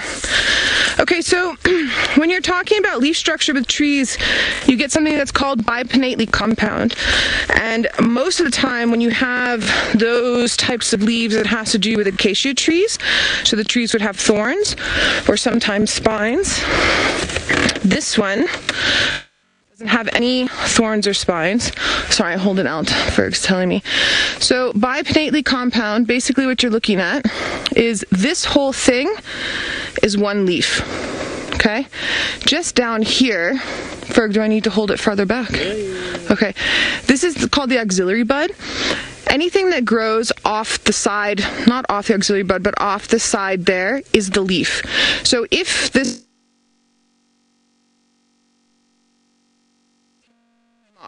from there, this whole thing would be the leaf. Or if just one of these came off from there, then that would just be the leaf. So this whole thing comes off, this whole part is now the leaf. These are called leaflets, and then these little ones that actually look like the leaf are called pinnae. Okay, so either side. So bipinnately compound. Okay. Now this one is very, very soft. A lot of people say that they use this for toilet. And he lives up in the Northwest Province, and his story that he always told me about this tree is my favorite story, which is if anyone from your family passes away and you're really stricken with grief, or it could be anyone that you were very close with, you go and you get a branch from this tree and you bring it to the traditional healer, and they make a drink out of it, and then you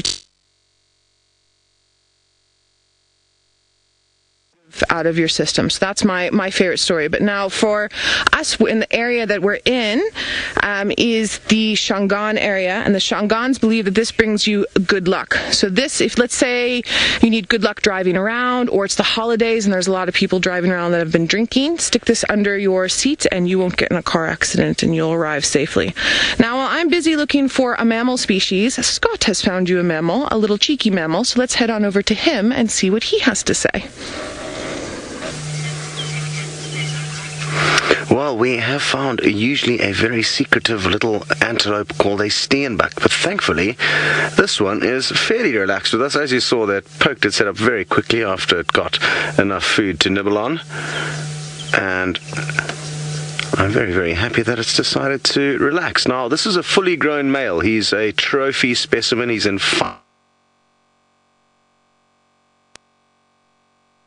average adult human being, so very, very small antelope. And I'm not sure where his wife could be. His wife could be tending to their youngster. They will have young lambs at the moment. We got a glimpse of a tiny one the other day, but it rocketed off into the bush. So who knows? I'm guessing mom's probably off.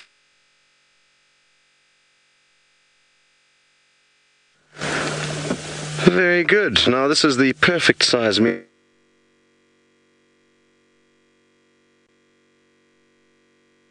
Maybe Shadow's keeping a beady eye on her. It's only happened to me a few times in my career where you stop and you're looking at antelope and all of a sudden a predator comes exploding out of the bushes. It's hugely exciting, obviously, because it comes as a massive surprise. And antelope that's relaxed, there's no predator near. Have idea they are there until the final moments.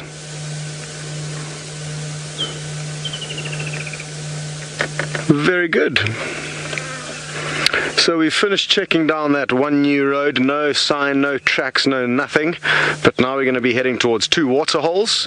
It's been a kind of a hot afternoon after all the clouds broke at midday, and hopefully we're going to find some action, some elephants, or who knows, some animals coming to drink. David, you'd like to know if a snake could catch a steenbok, and yes, most certainly. We have African rock pythons that live here, and it would be easily big enough for at least a 4 or 5 meter python. They get up to about 6 meters, the big ones, would easily be able to snack on one of these, and will also sometimes feed on baby impala, which are just about the same size. Oh, what have you detected? Is that Shadow you have listened to or heard? No? So yes, African rock pythons, and at this time of the year, David, who knows, maybe we will come across a python on a baby impala kill. I don't think it's ever actually happened on Safari Live. Maybe I'm wrong. If any of you have managed to see a python with an impala kill with any of the other guys, let us know. But I don't think that is the case. Okay, wonderful stuff. Well, we're going to head on. It seems like all is in order here, and I'm very grateful that this steenbok was so accommodating of us. And while we head back on the trail of hopefully Shadow, we will be sending you off to Ralph. Yes, thanks, Scott. And unfortunately, I was looking at a lovely character here, but he's gone and laid down in the long grass. And the reason why I wanted to have a look at him was because I think of all the animals out here in the bush, and the other guides can give their view on it, but I think if any of them would look good wearing a Father Christmas hat, it would have to be Pumbaa, or the warthog, the one they call Mr. Pig. I think that he would be most well suited to wearing the Christmas hat. And we've got some of the waterbuck also hanging around nearby, and the topi.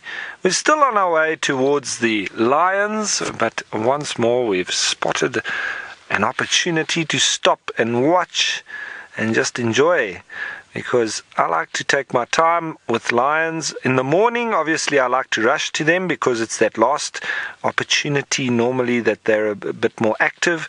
But in the afternoon, I like to try and leave it as late as possible, especially if we know they've been feeding recently. So I don't think they're going to be too active.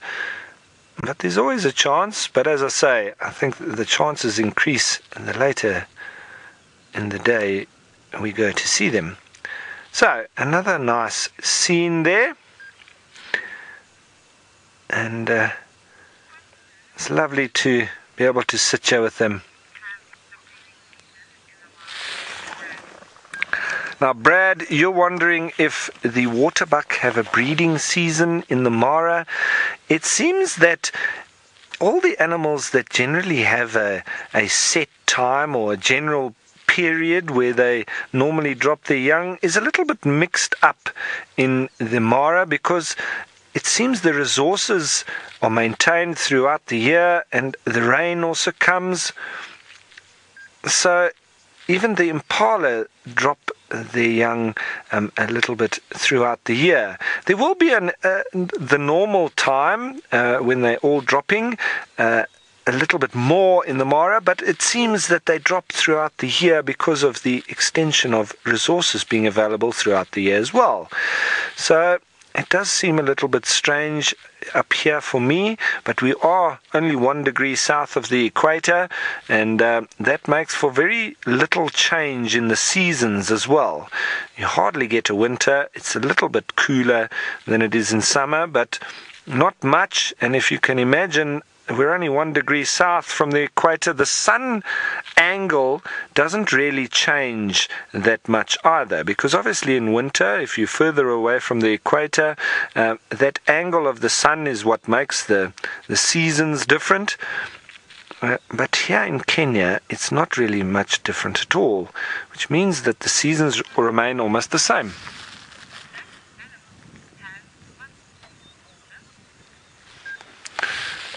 Olga, you're saying that animal has muzzles?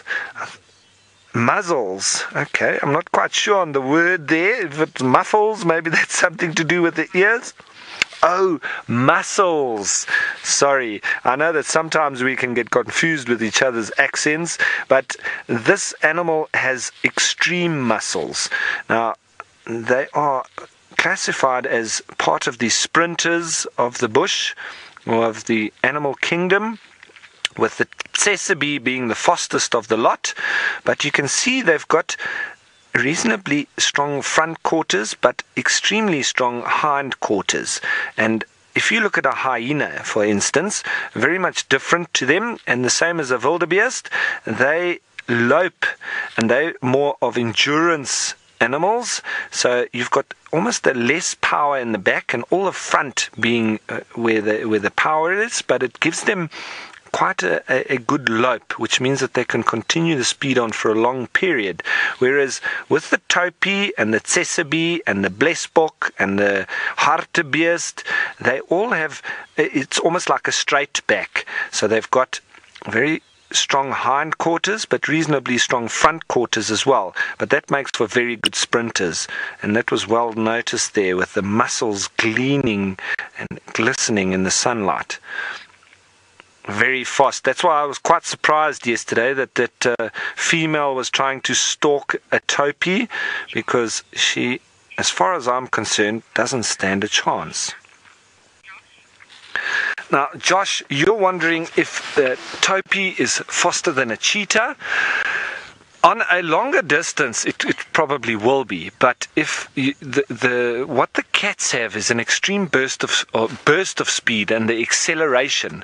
But on the top end, a topi would also accelerate reasonably quickly, but he'll be able to keep that speed up for quite a long time. And he will progressively get faster and faster, up till about 70 to 80 kilometers an hour. So we're talking in excess of 50 miles an hour.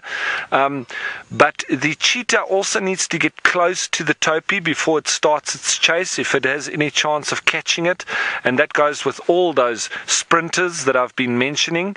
They need to get very close. And with a lion, lion, they would have to get in within about 20 meters and get that animal by surprise with their acceleration already doubling that of the prey. But if the prey sees and the topi sees the lion or the cheetah early enough and they start at a similar time, with the space, the acceleration of the cat will close the space, but eventually that topi will pull away. So it all comes down to the distance that they're able to achieve before the chase actually starts. And if that topi sees them early enough, it's game over. That's why with the lions, it's great if they can set a trap and they actually get the topi running into potentially ambush area where other lions are waiting. That would be their best chance. But for one female to take a topi down, she'd have to get very close before she starts her chase. And that's what happened yesterday. She didn't get close enough, and eventually the wind drifted from the lion towards the topi, and it picked it up that she was around, and then it was game over, because the lion even knew once the topi had seen her and she wasn't close enough, she didn't stand a chance. So, still on our way towards the lions. We are circling around the marsh area, but we're also next to the forest, so we might be able to see anything that's just on the edge of the thickets. Possibly another black rhino, maybe some leopard, who knows? We'll go along here slowly, just along the edge, and we'll stop for anything sighting along the way, with the end goal being those lions, who I don't think are going anywhere.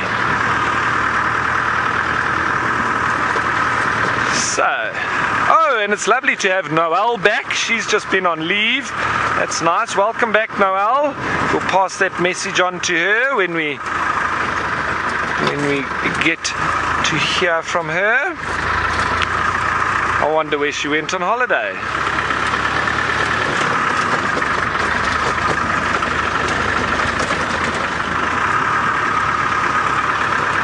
So, as I say, driving along the little boundary here between the marsh and the forest, heading towards those lions. I wonder if they're going to do anything this afternoon. But speaking of predators and spotted cats, let's go over to Scott in South Africa and see if they've been able to follow up on any of those leopards. Make some news. I'm just trying to get into a good spot here. Basically, let me work out where it is. Over there, just above my finger ends. There's a female leopard track there. You can see the back pad, and then 1, 2, 3, and 4 toes. So these tracks are heading down the road in the same direction we're heading down. And what's interesting is that we drove down this road this morning and there was no tracks on it, so that we know for a fact that this leopard was moving down this road sometime between, when did we go for our picnic? We left at about 10 o'clock.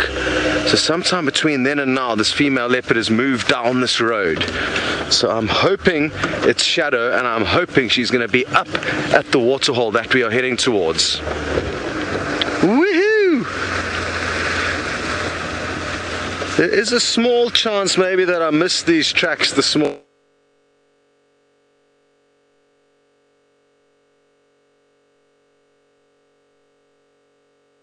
Yes, these are looking good. Road, and I guess that's like saying, how long does it take to go on a road?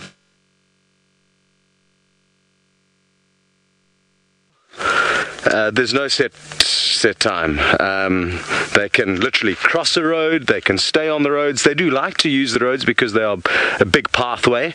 So just like us preferring the pathway of least resistance, so do a lot of the animals. But there's also a lot of small kind of trails, single tracks that the animals create, that the leopards will move along, as well as just anywhere, zigzagging through the bush. So there's no set time.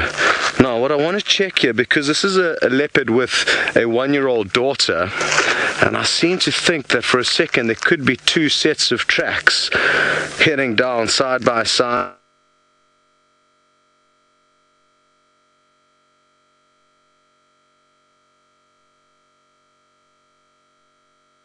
Kind of zigzagging across the road like this, but it does just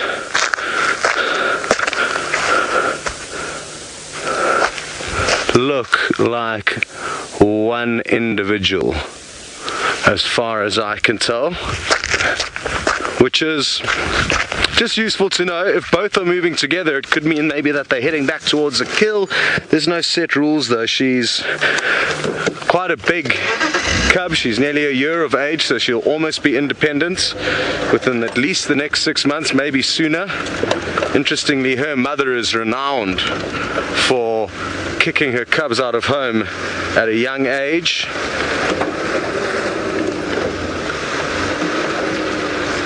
Ooh, this is looking good. Fresh leopard tracks heading towards a waterhole. It couldn't get any better than this. The only thing is, I think she could have a little bit of distance on us. Judging by the clarity of the tracks, it appears that they are not extremely piping hot. Hot is the terminology used.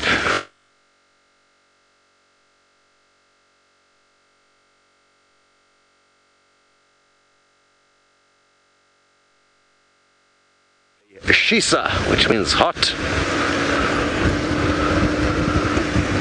Now, on a hot day like this, these hot tracks could lead us to a leopard up a tree, so that's always worth bearing in mind while we're searching, not only to be looking down on the ground for any tracks, which they still are moving down this road, but also up in the trees, because they may lie up there to get a nice cool breeze and get out of the be a lie to say there's a blanket of grass. There's not much grass around at the moment, and it's actually not ideal how dry it is at this time of the year. It should be a lot more lush at the moment. Guide Monkey, you wondering if Shadow and her young daughter, who is called Not Barbara, for any of you who are joining for the first time, it's a bizarre name. Senzo spotted something. Let's go back. It could be a monitor lizard, I'm guessing, poking its head out of a hole. Yes, it is. Well done, Senzo. Well spotted. It's a young monitor lizard, and you'll just see its little tongue flickering. Oh, is it hidden? Oh no. It's just gone back in there and hidden. Let me see if I can use a spotlight to try and help illuminate it. I don't think it is going to work. It's gone back in.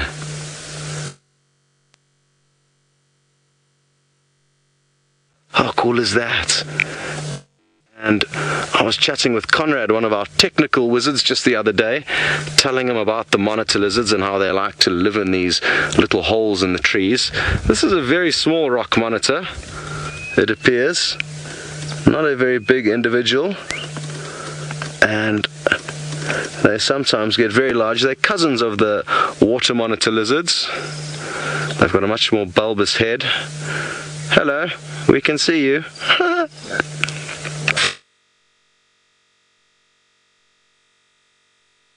We spotted this critter. I've completely lost my train of thought. But well done to Senzo for spotting that monitor. They kind of like to just hang out there. I guess they go out and search for food, and then once they're full bellied, they come back and just relax in these little hollows. These guys like eating just about anything they can overpower, but birds' nests are often small reptiles, sometimes even a little snake would be food for a monitor lizard. Okay. Well, we're going to keep following these leopard tracks down to the waterhole. Oh, sorry, it was Guide Monkey. You were wondering if Shadow and her youngster have been seen recently, and no. Well, the last time they were seen was together was 3 or 4 days ago, when we had that sighting of Tingana, Shadow and her youngster, Not Barbara, together. So that was our last confirmed sighting of her and her youngster. Very good. We are going to be sending you off to Ralph, who has found some hyena up in Kenya.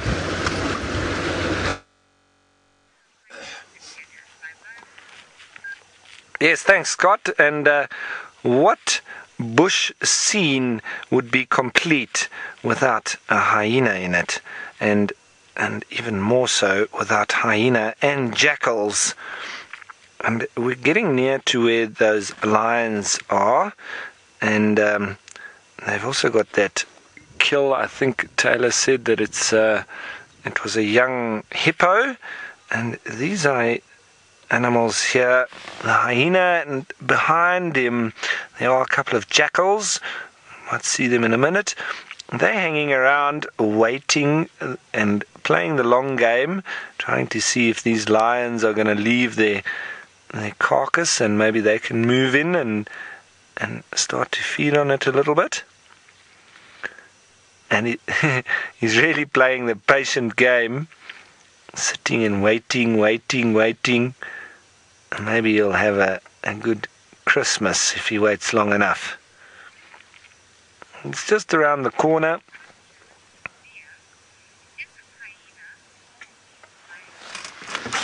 Now, Mia, you're wondering if this hyena is all by itself. As far as I can see, yes. But I wouldn't be surprised if there's not some more hyena in the area. With those lions having killed a hippo, I wouldn't be surprised if there's lots of eyes and ears lying up in the grass here. There's a couple of jackals. There's one hyena that we can see, but I wouldn't be surprised, especially with the smell of that carcass now probably wafting through the plains here. I'm sure that there's a few of them around, just biding their time, waiting for an opportunity to move in and get a little bit of pieces of what is left there.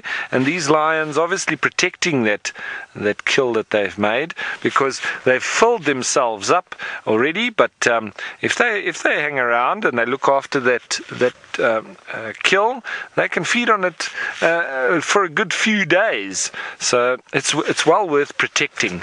And I think let's head on over there and go and see if we can now finally get closer.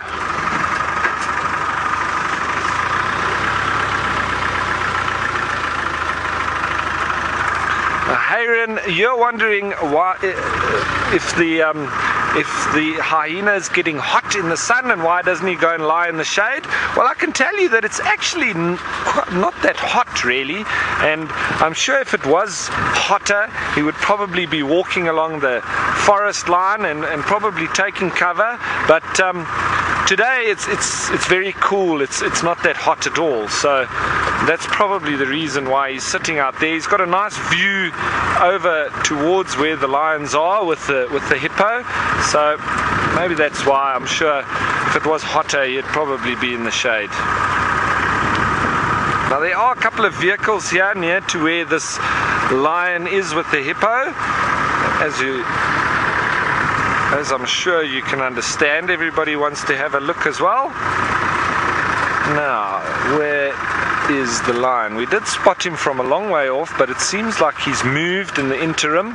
He was actually out of the forest and in the open, but while we've been coming on our meandering joyride on the way here, it looks like he's moved a little bit, but we will find him shortly, I'm sure. I think I've spotted the hippo kill, but let's just make our way there slowly. Hello. Hello. Yes, I think I see a belly of a lion, but we'll just get in a bit closer and make sure. That's where it is over there. Okay, I think I can see where it's all happening. Can you see over there, Archie? Okay, we'll just stop over here just briefly and just have a look. And once we've worked out what's going on, we can always move position and see what's happening. But it looks like now there's some of the females have come in and they're also feeding now on the carcass. That's great to see now. Females have been allowed. The males have obviously eaten their fill. I think it was the Chitwa males. And they would obviously lie around and protect that kill until they've had enough. And now allowed the females in. The females are allowed in before the scavengers are, but at least they they are allowed in.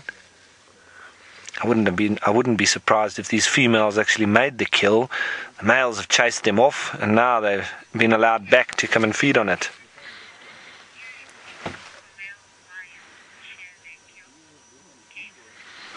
Now, Kate, you're wondering if it's at all unusual for males to share their kill. Well, that's what is debatable. I'm wondering if it wasn't these females that actually made the kill, and the males have chased them off, and they've been hanging around waiting for the males to finish, and now they've been allowed in to come and eat their fill. It's a rather large kill, a hippo, so it's nice for lots of lions to eat their fill, and probably have enough to be over for the scavengers as well. So the jackals and hyena might eventually get quite a good take on this too, and including even the vultures. It's always worth taking on a big animal like a hippo, because it's going to feed many mouths and it will last for a few days as well. So well worth the risk, and I'm sure especially with the younger hippo it would have been rather easy for them. With the older, more experienced female or bull, it can be quite dangerous, so not always the best idea, but a young hippo like that I think was probably reasonably easy to take down. So I haven't seen the males just yet, but lovely to have seen these females, and it looks like one or two of them have already had a good go at that hippo and probably eaten quite nicely.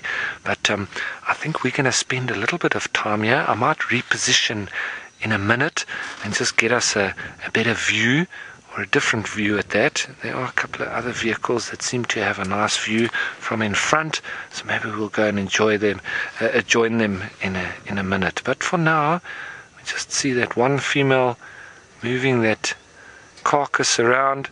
Still a lot of meat on there. So as I say, there could be lots more action happening here.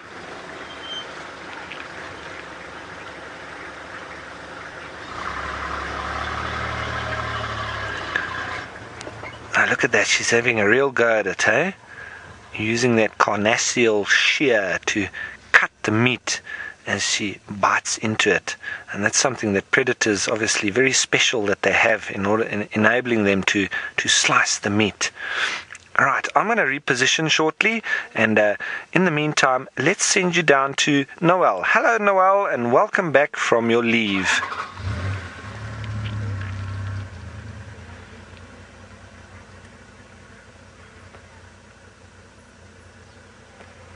Super cute little baby wildebeest. Now I believe that Scott had counted 5 the other day, with 1 left to drop in this little herd that's not far from where we are based, and I'm still only counting 5, and I can see I think 1 extremely pregnant wildebeest sort of in front of us in amongst the herd. I just noticed her now. She's a little bit more to the right. There she is, right in the middle of those ones. She's fat just a little bit to the left there. There she is. Well, she's not fat, she's pregnant. Sorry there. So she looks like she's still going to drop, and maybe I'll be the lucky one and get to see a wildebeest birth. Both Tristan and Scott have done well with that. I have yet to see one this season, so I'm definitely hoping. Now, just in front of us, we have one of the adult females, and she is being followed around by a little wattled starling. Now, a tree where they follow hooved animals and then pick up the insects that are dislodged while the ungulates are busy eating. Now the wattled starlings do it from the ground, very similar to a cattle egret, and I just, for some reason, it's something I never get tired of. I always enjoy watching it. So this is a form of symbiosis called a commensalism, where one benefits and the other, nothing happens to the other. So it's obviously the starling that's benefiting and the wildebeest isn't affected either way. Beautiful little wattled starling. Now, I've been looking for some wattled starling nests along the way. I haven't seen any quite yet, but if I do find some, I'll definitely let you know. Now, just now, the little baby wildebeest were running around, but it seems as if they've all tired themselves out. They're reminding me of my friends' kids. I was so lucky on leave. I got to see some of my very dear friends and all of the little bubbas.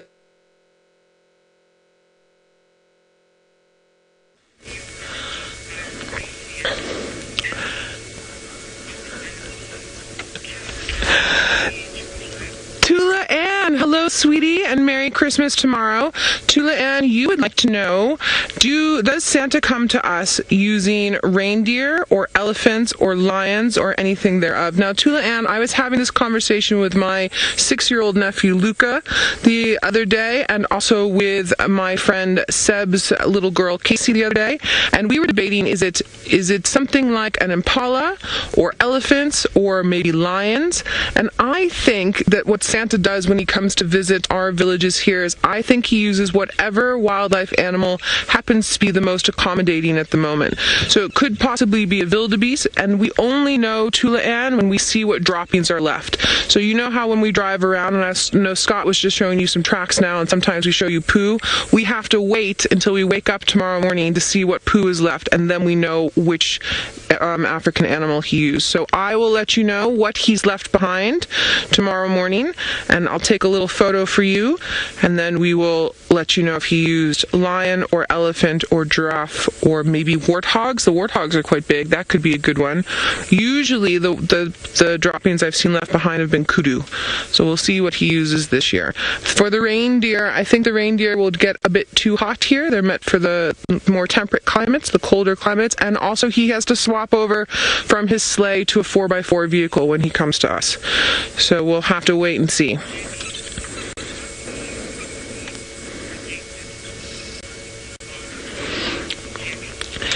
Jenny, interesting question. You're wondering if these wildebeest are related to the wildebeest that we see in the Mara. So Jenny, these are the blue wildebeest or the brindled gnu, and the ones you're seeing in the Mara are a white bearded gnu. The white bearded gnu is a subspecies of this one we have here, so a cousin. Very, very good question.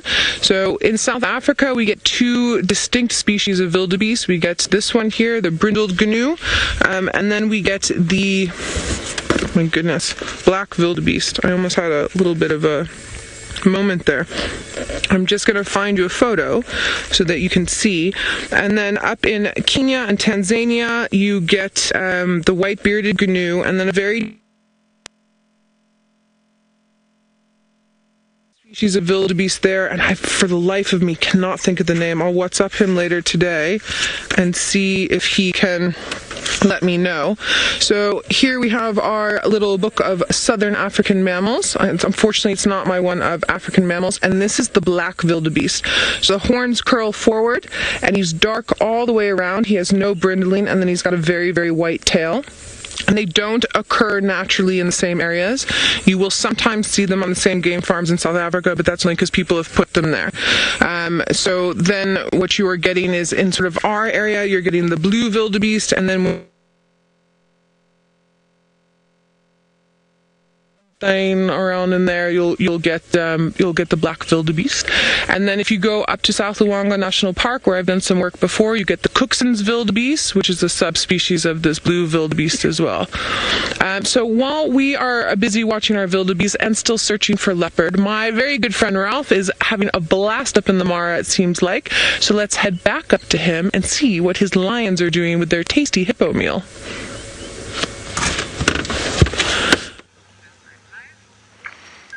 Thanks, Noel, and yes, I am absolutely loving it up here in the Mara, and it seems that this is possibly the marsh breakaway pride with these tiny little cubs that they've got. It seems there's about 3 of them, possibly 4. We've seen 3, and they were suckling on Mum, who's also got a very fat belly, having fed on this hippo, which is good news for her and for the cubs, because with her having fed nicely like that, she keeps up her strength, and she keeps all the nutrition coming for the youngsters as well, because they'll be taking a lot out of her with them suckling from her. And it's nice that we know that she has she's fed nicely in the meantime.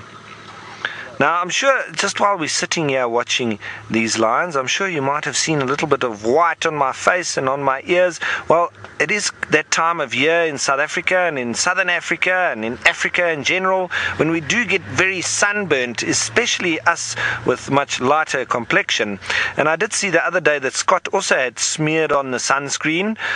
Now, it's also that time of year on the Eastern Cape region of South Africa where they go through the initiation process for the young boys who, when they hit 16 years old, they need to go and live off in the bush for 2 weeks, and they go through a whole initiation phase and training.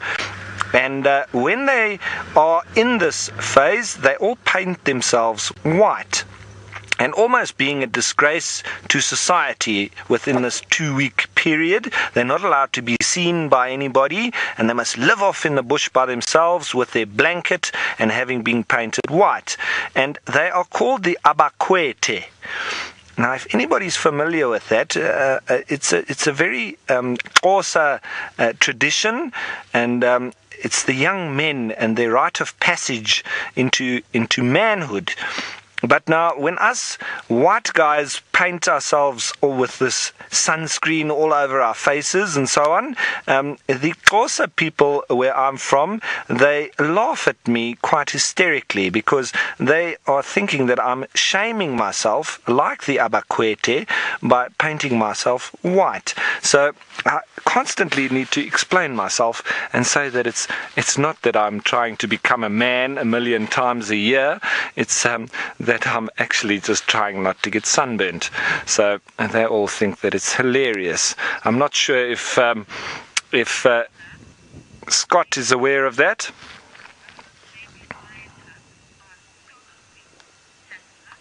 Now, Tesla, age 7, you're saying that those baby lion cubs are so sweet. Well, I agree with you, Tesla. They're very cute, hey? And they're staying very close to mom so that they can drink milk whenever they like.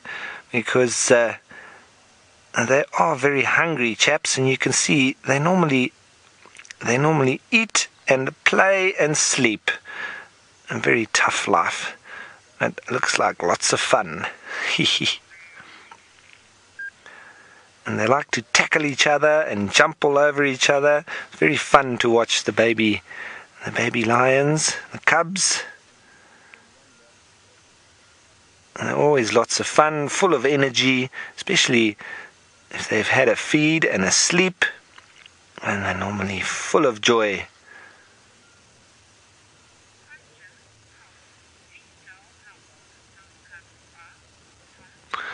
Now, Tom, you're wondering how old those cubs are.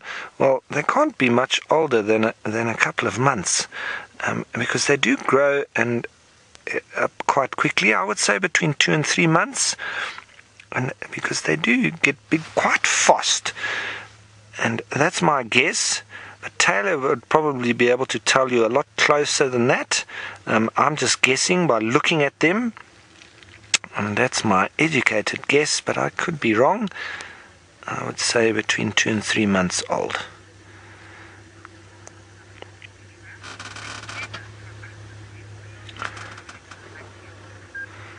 So we're going to stay here with these lions, see what else they get up to. Maybe these cubs are going to start jumping all over each other and tackling each other. But in the meantime, let's go over to Taylor and see what she has been able to find. Not anything, not one thing has crossed our path this afternoon, or since we